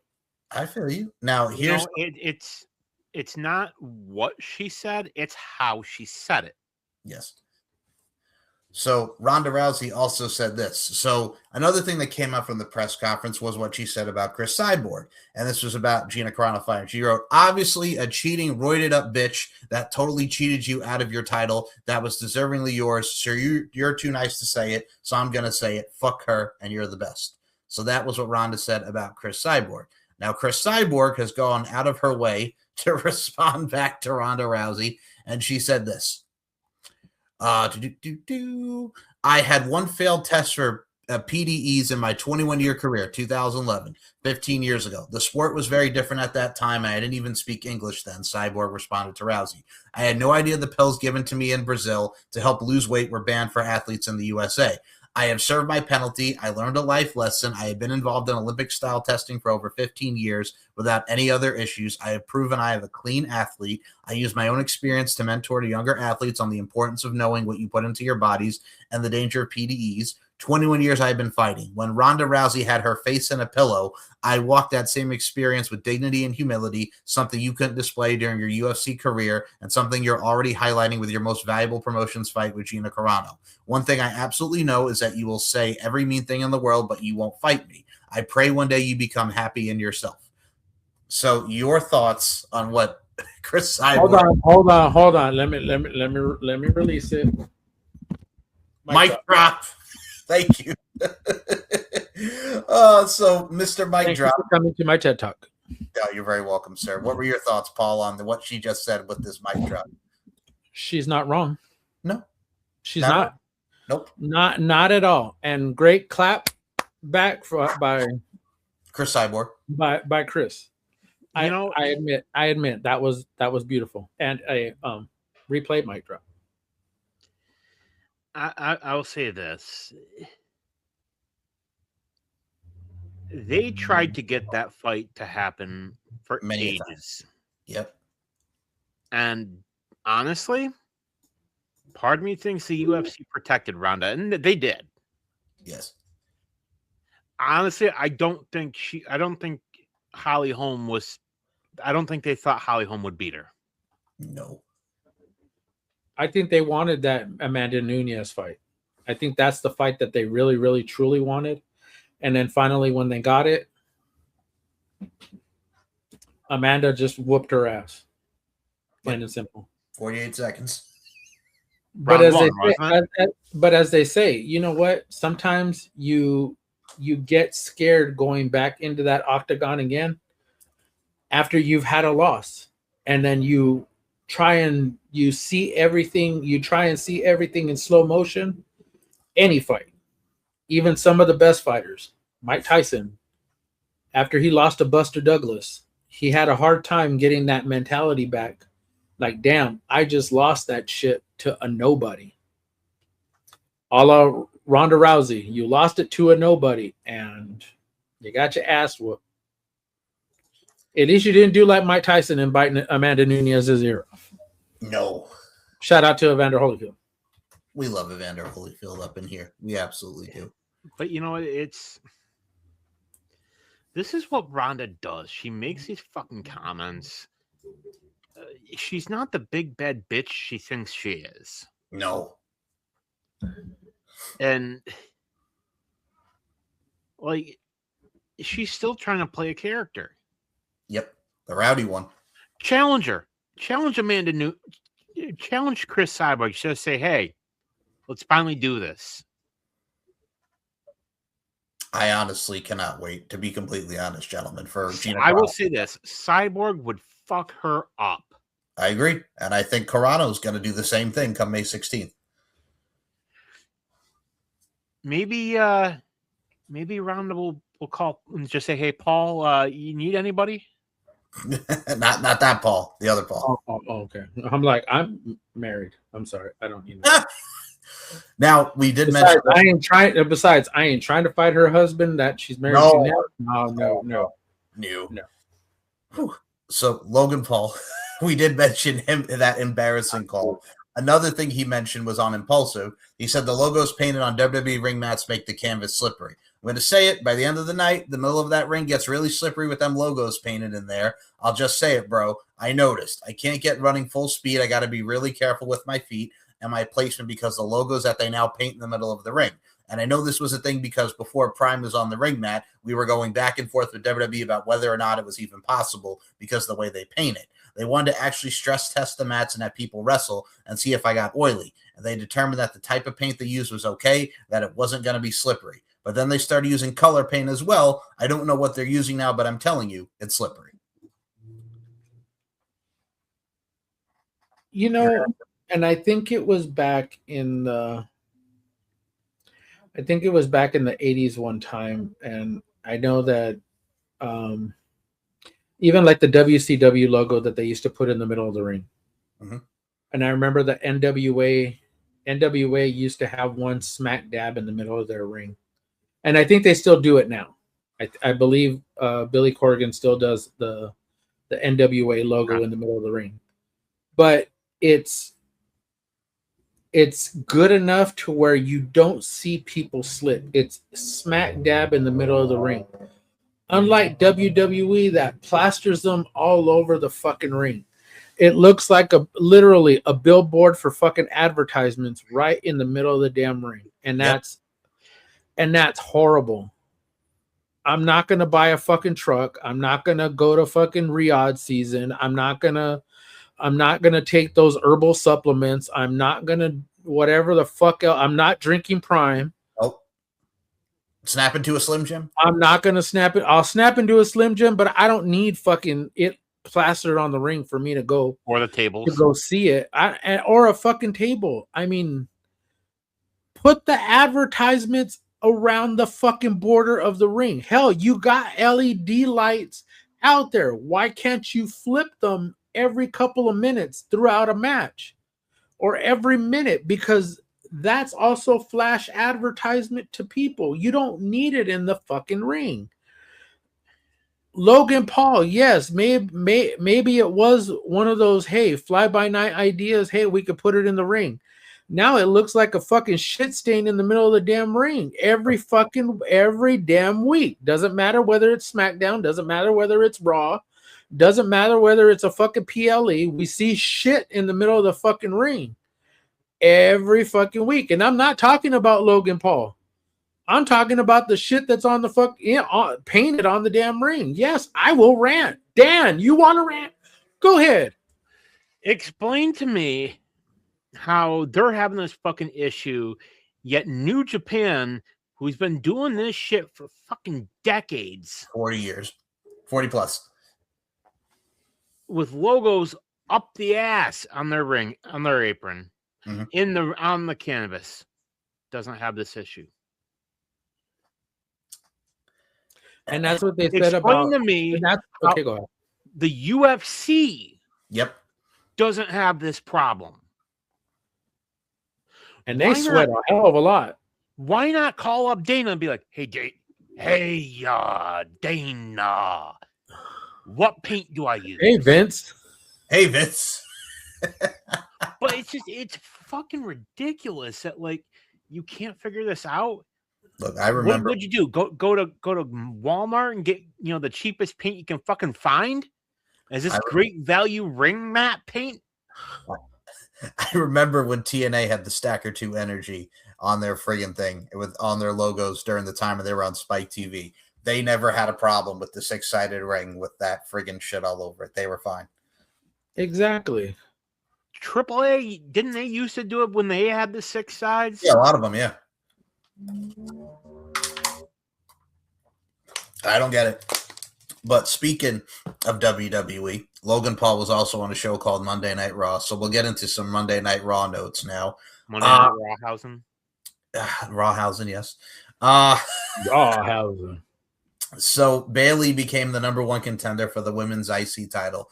Right call. We are going to see a rematch 13 years later from their infamous NXT match, which I enjoyed. We did see some tension with Lyra. I'm thinking they're going to have Lyra turn on Bayley. I think AJ's going to win. There's going to be some schmoz with Becky Lynch. Are you guys happy to see Bayley as the new #1 contender to face AJ Monday night? Paul, you're on mute. Better than Becky. Sorry, my bad. It's all good. No, it is better. Again, it's a mid-card title. I understand that. But why not put a new fresh face in that position? I get it. You're just trying to patent fucking all of the stats, that all the achievements, accolades that Bayley already has, and hey, I'm cool with it. But hey, put somebody new in there. And I know people are probably going to say, oh well, Maxine Dupree was just IC title. Oh wait, Lyra Valkyria was actually also. I go, okay, but up and comers eventually get their rise up to being a main event superstar, and it hasn't happened. I mean, Lyra's reign with the IC title was kind of uneventful. Becky, but she had banger fucking matches. Forget that the storyline sucked, but they were great matches. You just can't say that she didn't go out there and have banger fucking matches. Oh, she fucking killed it. Like Maxine, you could see she was trying, but they just took it off her after a month. No, yeah. She's still very much green, and you could tell by how she is very, very timid. Timid, but I mean, she's like, she doesn't want to do like her leg kicks. Like, girl is tall, and she could do those leg kicks to some of the shorter girls, but it just always seems like she's afraid to do them. I mean, she booted and yeeted Natalia on freaking Raw during the commercial break. I like the intensity there, but I don't know, man. Dan, your thoughts on AJ and Bayley for Monday? You looking forward to it? I think it'll be fun. You know, you talk about new people. Yeah. Why not Ivy Nile? I loved Ivy Nile in that match. She just came in and friggin' eliminated Io right after the attack. I love that. Like, her and Bailey were great. Like, Ivy is so good. Raquel is even good too. Like, although realistically, I think the likely scenario, Rhea's probably gonna beat Jade. yeah. I think Stephanie Vaquer is gonna retain. Yeah. And I think we're gonna end up getting a Raquel Liv feud. I mean, my thing too is like we saw on SmackDown with Rhea and Jade again. I mean, the face to face was fine, talking about their muscles and they're aesthetically pleasing, and she's here to fight. Really, like a note that I also did note from like her coming out there after her match with Michin.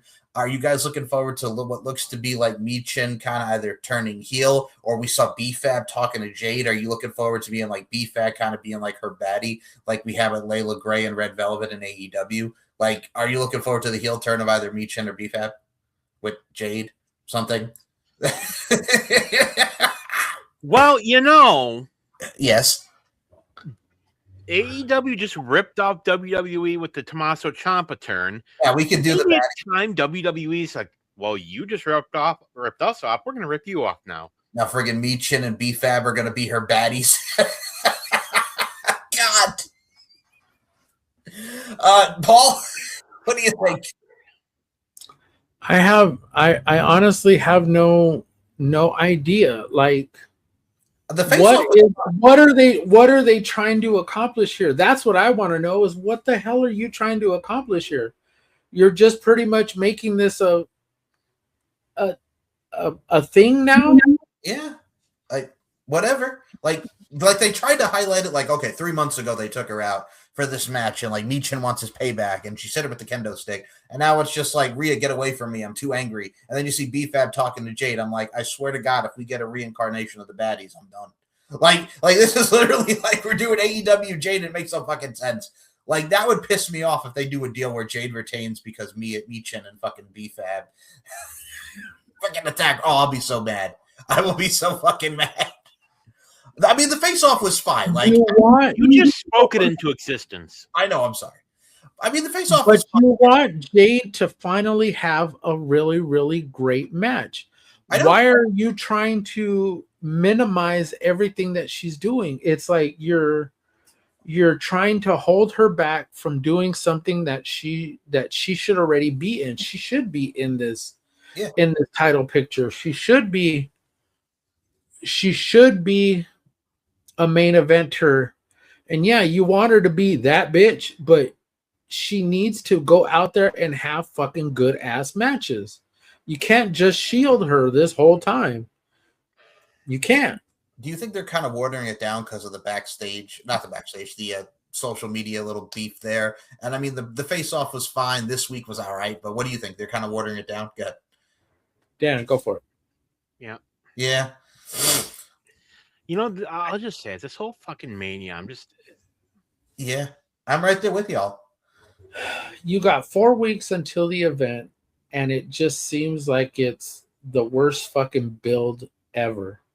And I agree with Dan. What Dan said is, like, for so many years we were spoiled by knowing what the matches are a month in advance. And we knew who all the inductees were going to be all the way back in fucking January. We knew after December, and once we got, even before Royal Rumble, after the New Year, we started getting all the introductions of who was going to be in. I'll make a comparison. I think by maybe like right now, we already knew who all the names were. And as far as like we're concerned, we have like, what, 3 people going in? 4? I'll make a comparison. Yes. So as of right now, it's AJ, Stephanie, and Demolition. Only 3. Yeah. Like, I remember, since it's the 22-year anniversary of WrestleMania 20, I remember ahead of time we had Jesse Ventura, Superstar Billy Graham, we had Sergeant Slaughter, we had Bobby the Brain Heenan, we had so many people that we knew were going in already, and right now it's just the 3 of them, and we don't know anybody else yet. And it just seems like it's like we're not. Riddle me this. Okay. Tell me, and I'm not really, Dan. I'm not trying to put this into the atmosphere. I saw you roll your eyes, sucker. 2020, the next year's fucking WrestleMania. We got Vince going in. Cena. We got John Cena going in. And I'm trying to figure out who else is going to go in. I mean, Shane McMahon. it's in Saudi. Shane McMahon. I think what is going on is Triple H knows that this company is going to go under, but I know he wouldn't get the reaction here in the States like they would over in Saudi Arabia if they put Vince into the Hall of Fame. You know, I think maybe it's just me being a conspiracy theorist. Triple H knows the quality of the product has gone way down. All the goodwill that he had built up with the fans from his, time running NXT, that's gone. That's long fucking gone. And why do I feel like Triple H is getting ready to cash out his chips? In Vegas. No. And of all the people, Miss Elizabeth, still not in the Hall of Fame. Right. Leilani Kai, still not in the Hall of Fame. Cyndi Lauper. Umaga. Yep. Haku. China. People that really, did something. Demolition should have been in ages ago. And you're putting in Axe and Smash. Great. I'm all for that. Same. Why not Crush? Yeah. Brian Adams.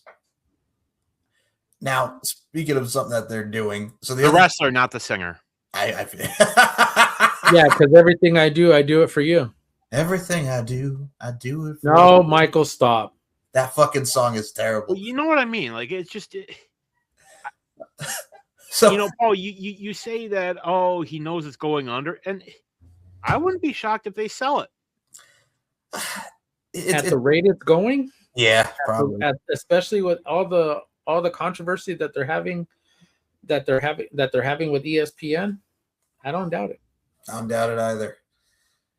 And you know what? But I don't blame Triple H because we were spoiled for so many years by it being under the family, by it being under Vince, that now under this TKO umbrella, it just seems like it's going to shit, but it's a financial thing. And literally, TKO is pricing out its fans. Or it's pricing out the WWE fans because they don't care. They don't care about whether we can afford it or not because they're betting on the fact because they're trying to make their money back that they spent for this. Yeah, they got the ESPN money. Cool, fine, dandy. They got the Netflix money. Cool, fine, dandy. But you also have Peacock with the network is coming up. You also have stuff that's already going to YouTube. You just made an acquisition to be majority owner for AAA. Cool. You're making us pay for it. Sound like anybody familiar? Whew.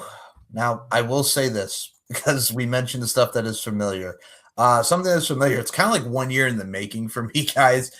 We got to talk about Finn Balor on the Judgment Day. So Finn Balor's now babyface. He did the infamous Pele kick like he did when he turned on Johnny Gargano and joined the Undisputed Era during the 2019 run going into the pandemic era. I liked it. I like Dominic coming in and hitting him with the friggin' bell, the boing, the friggin' handle there. I love the whole thing. The frog splashes, them taking out Finn, the shocker of JD McDonough turning on his best friend. I'm looking forward to Finn versus Dom. I think the other way that they could go with this is mean Tom and Nick? Tom and Nick, yes. I think the way that they're going to go with this is possibly Finn and Ray against Dominic and JD would be an interesting choice. What say you guys? Would you go for a tag match or just Finn versus Dom one-on-one? I could see the tag match. Mm-hmm. Wouldn't hate the tag match. Mm-hmm. But say it, Dan. Say it. Give me Shinsuke and Finn. I don't much. I mean, Shinsuke's got the stuff going on with the Tama Tonga, so I swear to God, if we get MFTs against the Wyatt Six and Nakamura, all right, I guess. Or Finn versus Dom for the AAA Mega Championship. And have it be the first time it's defended at WrestleMania. Okay, I like your style. Okay. Get Demonito up in this bitch. The Demon. And I would much rather it be the Demon. I agree. Go ahead. So, I really think, and spoiler for those the Rey de Reyes, El Grande Americano, yes, won and is now the number one contender to the AAA Mega Championship. Yes. You know where they're going with this. Yeah. Original El Grande Americano versus El Grande Americano for the AAA Mega Championship. Mask versus mask. I'm fine with that wholeheartedly. Do that at WrestleMania. And I can see Ludwig getting his self unmasked, but we shall see. I like the whole. I don't know though. Like seeing the reactions he's getting in Mexico. Well, he's the babyface over there, and Chad is a heel, which makes no sense. But hey, it's Mexico. But they are such a. It's not Chad Gable. It's not Chad Gable, and it's not Ludwig Kaiser, and it's not Tyler Bate. It's not Pete Dunne. The other thing that we got, Peter Dune. Thank you, Kyle O'Reilly. The other thing that was very special was the main event segment. CM Punk cuts the promo about apologizing. Usos come out. He doesn't apologize, and maybe Roman Reigns should apologize for how they treated the Usos. Very hypocritical, but it was a nice segment. And then Jimmy hit Punk, and then Jay's like, "I told you to apologize." So the Usos clock Punk to end the show. Roman's going to be back on Monday, so he's got something to say. Did you guys like this main event segment? No. You yourself didn't like it? Why not? Go ahead. It feels like we're fucking going backwards. You feel like we're going back to the bloodline again? Because it's safe. What are you going to do next? Have Paul Heyman back with him? Because the vision's kind of gone. Yeah, it's just Logan in theory, and it's like, whatever. Bronson had that fucking freak injury. Poor Braun Breaker's out, too. There's no set. LA Knight is probably going to face Brock Lesnar, which I don't want to see, or Obafemi. I don't think anybody wants to see it. Nobody wants to see it. I don't know, man. Like, I get it. Fucking card is just a clusterfuck. I mean, I get it. It was cool from the visual, but it's just like, again, like we've seen this story play out before. And now we're going back to something that was cool, and then it ended. Now we're going back to it, like you mentioned, safe, but also at the same time, too. How are you going to reform the bloodline after all of this that they've gone through, all this turmoil, so to speak? I go back to what I said our last episode. Hit me. I said that after CM Punk told Roman, it's, I'm going to bury you next to your dad. I said the following week, what needs to happen is you need to have Roman come out. You need to have him say something about the dog. We didn't get that. What we got was a backstage segment with the Usos telling CM Punk that he needs to apologize. They ended up in the ring. They're telling, and it was like Phil just laid in on them and told them, you guys are out here trying to do all this bidding work for your cousin. Mm-hmm. And he called them young boys. And he went out there and told them the truth. Like, you're young boys. Shut up. Yeah. So how does this further along the feud? You're mad because of what he said about your uncle. That's fine. I understand it. I get it. I truly, truly do. But how does it further the story? If you're going to reform the bloodline again, how is it going to work? We have no idea. We went away from it. Now we're trying to go back to it. It needs to make sense, not only to me, not only to you two, but it needs to make sense for the story. And really right now, is Roman going to win this title, or is this just a way to get them to blend or reform the bloodline on CM Punk's back? Well, that was my thing. I'm like, please don't tell me that the Usos are going to think about what he said and we're going to have the new bloodline. Kind of like we had the Straight Edge Society with CM Punk and the Usos, and CM Punk leading the charge like he did with the new Nexus back in 2011, 2010-ish. Like, I don't know. I think it's something that is going to be seen as we believe in. Go forward. The other thing we need to consider, yes, are they really going to want to turn Jay heel? That's the thing, too. Because that Yeet money. I mean, he's making a lot of the money on the merch, and that's his shtick right now. But then again, we all know who has his #1 top-selling shirt right now. Fucking Danhausen. Danhausen. Very nice for you. For such a simple shirt. Yes. Like, good for him. Speaking of good, here's what was good, and this is the main talking point of SmackDown. So Cody Rhodes wins the WWE Championship, Drew McIntyre quits for the third time on SmackDown. Jacob Fatu and him brawl. Looks like we're setting Drew McIntyre, Jacob Fatu for WrestleMania. Okay, cool. But what everybody's really talking about is this ending segment at the contract signing. They're playing all buddy, and Randy's talking about how I need this, and then they hug, and he says, I love you. People are comparing this to what we had 1 year ago with the John Cena heel turn at the Elimination Chamber. He just hugs him, and he friggin' beats the crap out of him. He bloodies him with the stairs, gets a chair on the stairs. He shoves Nick Aldis on his ass.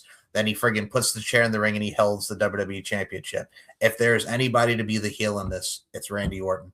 And it was done perfectly. It's like going back to the 80s with Terry Funk and Ric Flair. Terry Funk pile driving Ric Flair on the table. There's so many different ways that they went with this, and I thought it was a cool way to end it. The fans were in shock and horror. They were chanting, holy shit. I thought this was done well, nice, well made, well nice, very fluid, and it was done well, very well done. I cannot say anything but good things. I liked it. Dan, I'll start with you. I will say this. I think Randy has been wanting to turn heel for the longest time. And he's better as a heel. He's even said he hates being a babyface. And we're going back to 2009 Randy Orton now, minus the IED. Like, classic Orton, or as Michael Cole would say, vintage Randy Orton. Randy Orton, yes. So that's what we're getting, folks. Now, personally, I would have rather had a multi-man match for the title. Same, but I don't know what they're going to do with Sammy now. I think he's going to get involved in this somehow, some way. Paul? We all have a difference of opinions. That's fine. Were you not a fan of Randy Orton, Molly Wop, and Cody?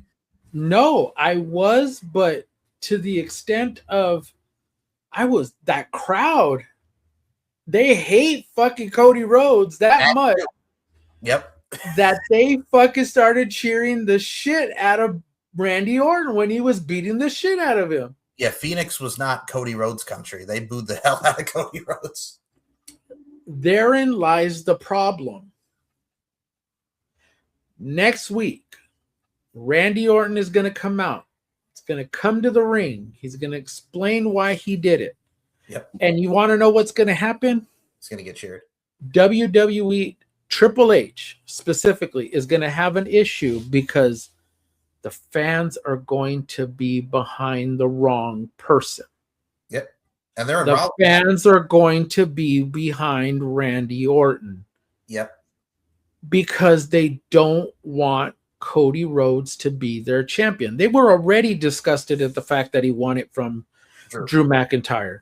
They were, again, we already said, multi-man match would have made more sense. I would have been for that. You still could have achieved this had you had a multi-man match.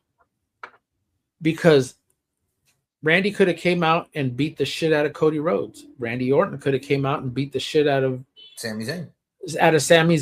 If it was Sami Zayn to be in the match. If it was Jacob Fatu, yes, it would have made sense. Drew could have literally beat the shit out of Randy Orton and vice versa. Could have went back and forth. That would have made for everybody giving everybody a beat down. But why is it 3 years in a row Cody Rhodes has been beat down shortly before WrestleMania? I know, right? There, The Rock, Let's be in his contract. Cena, Cena. and now Randy Orton. And he's been bloodied 3 fucking times Times in a row, in a row. leading up to Right. fucking WrestleMania. It's the same thing. Rinse, lather, repeat with their build for Cody. You know, I recall that interview with Triple H where he basically told fans to just quit complaining, shut the fuck up, and just watch the show. No. No. Like, I mean, he does not respect the fans. they're going to be in Raleigh next week on SmackDown, and that's Dusty Country. That's Crockett. That's, NWA. And I can see Cody getting booed in North Kakalaki. I can see Randy getting cheered, as Paul mentioned, as explaining this, but it's going to be very, very interesting to see. And something that was very interesting, I know before we get into our last topic, which I want to talk about John Morrison on CVV, we did mention the Dogs and how we would eliminate that. David Finlay chose to sign with AEW, and now the Dogs, him, Clark Connors, and Gabe Kidd are there. Yeah, you got Uriah Connors on the Birthright, and William Regal and Fit Finlay appeared on NXT this week, which was cool. And Charlie Dempsey turned on Tavian Heights. Your guys' thoughts on David Finlay and Fit Finlay and William Regal showing up on NXT? That was awesome seeing him. That was cool. Let's see how they go with the Birthright thing now. I want to see where they go with it. I really, really do. I really want to see it. And somehow Stax just seems like the odd man out, doesn't he? Well, because Stax is having sex with Santino's daughter, so he fits. Oh, that's how they got it. Okay. Oh, so you know what? He's getting his in. You know what I'm saying? Dan, what are your thoughts on seeing? Trying to rub her the right way like Johnny Gill? Can you feel the magic in my hands when I touch and rub you? No. Got to sing in my Michael, mind. No. Don't be hating. No. Got me singing my over here. Shut up, Dan. So, Daniel, your so Daniel, you're Michael. That's what he does. Hey, that's what he does when Esmeralda's over there. Look, that's Michael, just I exactly have what he three does. words for you. What's that? You are cursed. So Daniel, give your thoughts on Finlay and William Regal on NXT with the Birthright. I fucking loved it. It was great. Two guys who I remember the battles they used to have in WCW back, and they used to beat the ever living dog shit out of each other. You talk about British strong style, those two. How is Finlay not in the Hall of Fame? That's another one too. But as far as David Finlay, probably the William right call. Regal needs to be in the fucking Hall of Fame. There's another one, yes. David Finlay being in AEW, just honestly, it makes more sense. Like the New Japan tie-in. Somebody like him should not be in NXT. Gotcha. There are some people who I think should bypass NXT. Like, I think it should be a case-by-case basis. Mm-hmm. Danhausen, of all people. And I love the dude, but... You loved Hookhausen, though. I will say this. You will die on that hill that Hookhausen should have been the AEW Tag Team Champions. Or at least had a longer fucking run. Like, hey, Hook is now the leader of the fucking ops, and they're trying to recruit Anthony Bowens. Oh, how the mighty have fallen. Send Hook. Send Hook. Something we will send on over now is, I will say this to y'all. If y'all have not watched the interview with John Morrison and his bald head on CVV, it was definitely something to see. One thing that I would like to close the show with is something that was very poignant that CVV asked him about. And Van Vliet was talking about Vengeance 2007, where he beat CM Punk for the ECW championship. That was originally supposed to be CM Punk and Chris Benoit for the vacant ECW championship, which Benoit was supposed to win because Bobby Lashley had vacated the title to go to Raw. So John Morrison opened up about being the replacement, and he says, and I quote, "So we're at Vengeance 2007. Not everyone's there. It's a pay-per-view, but I happen to be there. The ECW roster didn't have a lot of representation at that particular event. Say call time, I think it was maybe 2 p.m. I was like a standby. I was booked to be there, maybe have a dark match. I don't know. So say call time is 1 p.m. Everything's fine. I'm just in catering around 3 p.m. I hear Chris Benoit hasn't showed up. And if he doesn't show up, I might need to fill in or something. Okay, sure. He'll be there, though. It's Chris. 4:35 p.m., me and Mordecai, aka Kevin Thorne, get called into talent relations. The two of us, and we're told, hey, can't get hold of Chris Benoit. He's not here. And if he's not here in another hour or two, it's going to be one of you two guys versus CM Punk. We don't want to let the crowd down by having the replacement lose. So whoever it is between you two is going to win. So we kind of like both looked at each other like, I hope it's me. I don't know who made that decision with that call for Morrison to win, but I had a lot more TV time consistently than he had up to that point. Whoever made that decision, thank you. I agree. Good call. So we have that talk, and then I spend the next 2 hours pacing, hoping that Chris Benoit does not show up. Walked out to the parking garage a couple times just to see if I saw a car coming. I didn't. Then the pay-per-view started, put my tights on. The whole time I'm like, oh my God, Chris Benoit is going to show up, and this is going to get squashed, and I'll just be back to business as normal. He doesn't show up, though, and we have the match. I wrestle CM Punk. It was a great match. Punk and I had several after that, leading to eventually the two of us having great chemistry. The first couple were a little clunky, but still fun. So I win the ECW championship. It was one of those. This morning, I thought I was just coming to this pay-per-view to eat catering and hang out. Didn't really have anything going on TV storyline-wise. To tonight, now ECW world champion. The writers are all asking me questions. They're going to start writing the show around me, and holy crap, this is the best night ever. Then the next day, we got the news about Benoit and what happened. I felt like crap. I felt so guilty just for being happy with something that came to me because of the tragedy we've heard about and talked about ad nauseum. It's still tough for me to be happy about how everything came about. I'm happy that I got that match in my career. It took a huge turn upwards because of everything. It's just a very confusing thing to benefit from a tragedy, even if you really had nothing to do with it. Because up to that point, as far as I knew, I thought Chris and his family were just very nice people. And Chris, I thought, was nice to a point. He always liked me, I think, and respected me because he could tell that I liked wrestling, and that's what I was there for. But he was one of the guys that was kind of going to weed you out if he didn't like you. Or if anyone thought you had an attitude problem, you're going to have to deal with him. I kind of felt like it was cool that he saw me in regard to the fact that I did like wrestling then. I like wrestling now. More than that, I loved it, and I still love it. And as mentioned, confusing, like talking in circles about it. So that was John Morrison's thoughts on Chris Benoit and the night of him winning the ECW championship. Dan, go ahead. You know, it's tough to talk about, you know, Chris Benoit, you know, separating who he was from the wrestler. Exactly. But what Morrison's describing, and you know what? My father was a social worker, was a therapist. He would tell you that what John Hennigan, John Morrison, Johnny Elite, whatever you want to call him, what he's feeling is very valid. Because on one hand, he went from not having a match to leaving as a world champion. Mm-hmm. A title that has some pretty rich heritage. And he's part of that legacy. Say what you want about the WWE version of ECW. He will go down as an ECW world champion. Well, they strapped the rocket to him. Like he went from just being Johnny Nitro to John Morrison and a whole character revamp. And so it is a weird situation. You know, I don't think he was ever a political guy. No.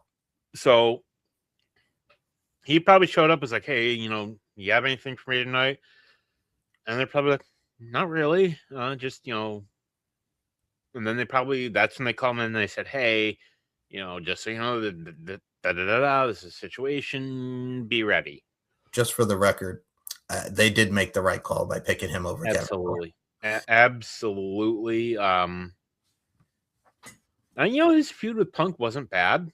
I was there for the SummerSlam match. They were very clunky, but once we got to the last match on ECW, that one was very good. Which, you know, we only got the title change because, you know, well, that scandal. Yes. But the whole thing is, I would say his feelings are very valid. And, you know, you can be proud of the match and your legacy while still also think it sucks the way it came about. Well, like you mentioned, he's very valid. I think it was definitely a trajectory moment for his career from being the tag guy with Joey Mercury. This around the time Joey Mercury got released, so he was just kind of there. They weren't really doing much with John Morrison. I mean, he was Intercontinental Champion. He had the feud with Jeff Hardy. and then it kind of went, sideways. And yeah, and then he got this opportunity, and here we were. I think he teamed with Kenny Dykstra briefly, but yeah, it's sad. Good for Morrison for taking the opportunity, but in this still case, I'm right there with him. I would still feel like, man, with all this that happened, it's kind of a tough deal. It's very difficult, but I got to say he made the most of it. So, Paul, I'll go to you next. Your thoughts on John Morrison? Real quick, I will say I think John Hannigan is the only tough enough winner who's still wrestling. Besides the Miz? Besides the Miz? No, Miz didn't win. Oh yeah, Pewter won. Oh yeah, Pewter won. Yeah, that's right. No, yeah, how'd that work out for him? Yeah. But okay, so look at what he said. I mean, I know he kind of feels like some sort of way because of he wasn't initially put into that spotlight, but like both of you have stated, he did a great job with it. Like he went out there and performed as the ECW champion. And in spite of how it came about, I think John did a great job. I would say this, don't look at it as something that just kind of came up. Look at it as an opportunity that I guess you deserved. And it was an opportunity that John deserved. He deserved to be in that spotlight, and he deserved to be a main event guy because he had everything. He had the look. He had the charisma. I would say he was another version of Shawn Michaels. I mean, of the two, and I like Joey Mercury, don't get me wrong, but of the two, Morrison was the breakout of that team. Oh, yeah. Now, did you like corporate Johnny Mercury, or did you like tag team Johnny Mercury? Well, when he was in the Straight Edge Society and Bald, corporate Joey Mercury, first of all, the J&J Society was hilarious. I'm not going to lie. I did laugh at them getting their asses kicked. Hey. I did too.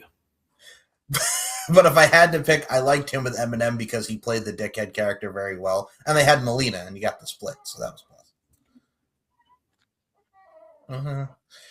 But yeah, I got to say, for John Morrison, he's a class act, and I honestly can't wait to see what the future holds for him and Taya. And the whole thing, man, I remember watching as a 15-year-old, like 3 days before him and Benoit and Punk have that stare down. And then you get to Sunday, and you're like, what the hell? And then Monday happens, they do the tribute show, and then it's like, the show's over, and like, oh, hell. With everything that happened after that, and then the news comes out of what actually happened. And it's like, oh, hell. But yeah, it's a time. I mean, we're coming upon, 19 years of it now. It's soon to be 20, but God dang it, man. It was a time, and John Morrison made the most of it. But we always make the most of our time. And you know, tough times. Go ahead. I'll just say this. John Morrison, John Hannigan, whatever you want to call him, he is somebody that he checked all the boxes in WWE. He had the look, the charisma.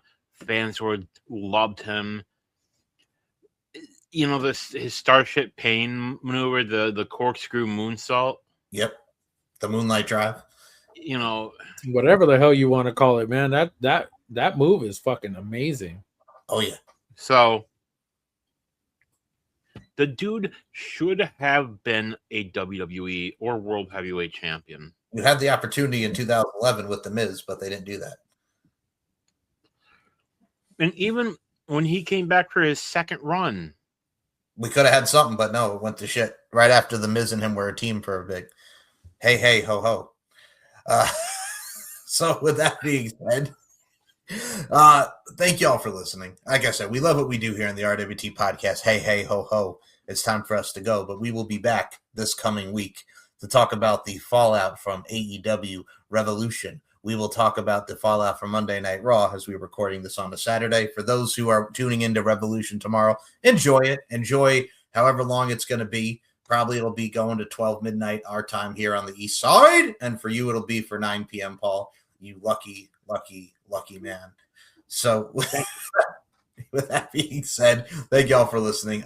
Paul, where can we follow you on the social medias? The floor is yours. No, my name is not I'm Your Puppy, although I'm there are people. Although I got Eddie. I lie, I cheat, I steal.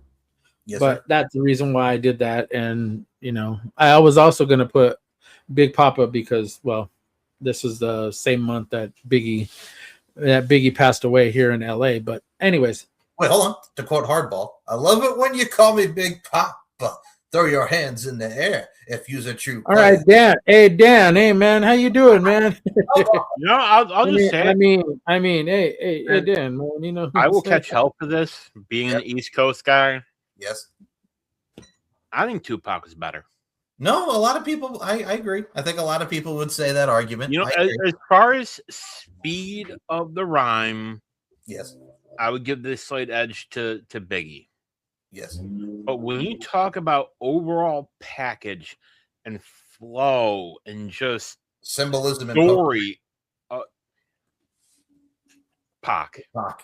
Yes, I agree. Look at changes. That's just the way it is. Like when you listen to that song, it's fucking sad. I remember winning at the '99 VMAs, and you had Valletta Wallace and Afeni Shakur on there. Yeah. And Dan, go to sleep. Their killers are still walking the earth. Yeah, I know. You All know right, what? I still Did can't he say believe what? it. I still can't believe it's gonna be fucking 30 years this year with fucking Tupac. So, I know, right, bro? Oh, anyway, Paul.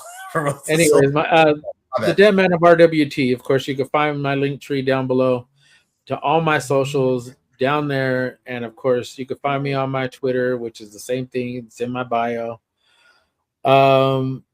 Before I get off, I want to thank you guys for everything. I appreciate you guys more than you guys know, and thank you for always being my brothers.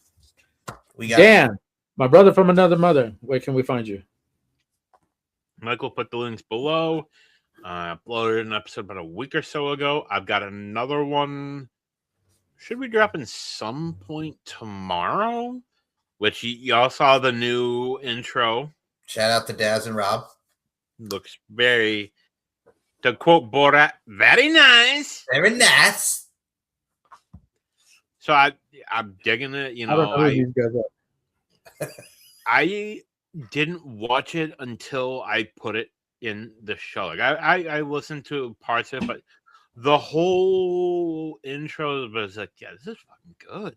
It's fucking badass, man.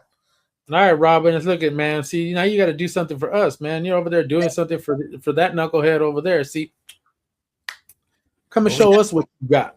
Well, we also have a nice flavor with our intro. That Mike and I, we got an episode of Uncaged. I think we're doing Hey, that was free. This week. That was great though, bro. That was really great though. I love that song.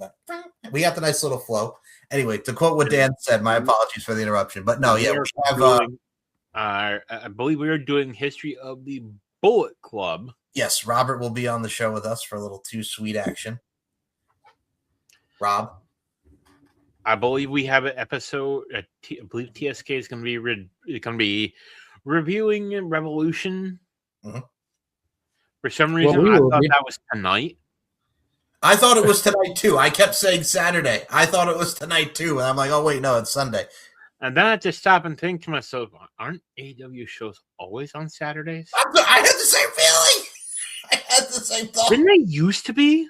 Yeah, a lot of them were on Saturdays. What the hell? Okay, so I'm not crazy then. I think certain shows they do on Saturdays. But anyways, either way. Go ahead. But the final point I want to make. Okay. And I think it would be an absolute genius fucking move for Tony to do. We know the Saudi shows are probably going to get done around 3 in Eastern time, maybe 4. Yeah. So why doesn't AEW run shows that night? Yeah, we've said this many times. It's just like do a nice little combination. Whew. Maybe you move all in and all out. One day you do one day you do the other. That would be a great comparison.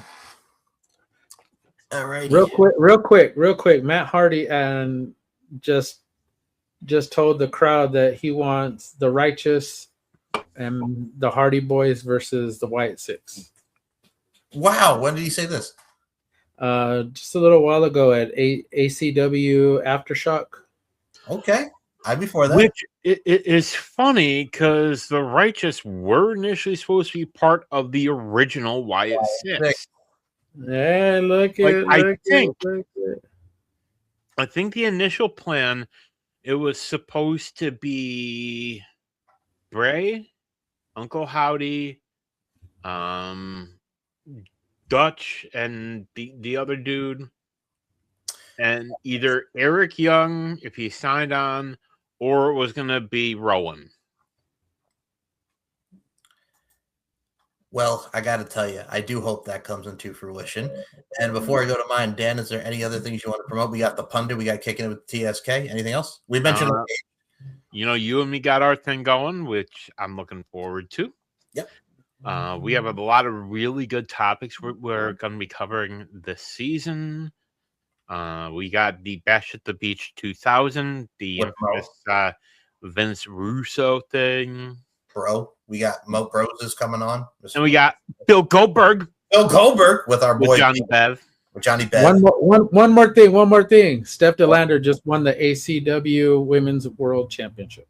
You go, Steph. Good for you. Whew. Now, if you guys want to follow me, it's S&M Show 1 MCL92 on Twitter, Larkin_92 M Larkin MB on the Instagram, StephenMikeShow.com, LFCfights.com, S&M Network shows featuring Uncaged, the RWT podcast, Deep to the Heart of Wrestling, Stephen Mike Show, On the Mic with Mike, the LFC podcast, a little bit of pop culture, and so much more. And that is a wrap. So, and all those are on Pornhub too, so don't forget to look for them there. So for Sorry to spoil you. So for Daniel Crimmins, for Paul Morales, my name is Mike Larkin. We'll see you on the next episode of the RWT podcast. And thank you all so much. Peace. And rub you the right way. Yeah.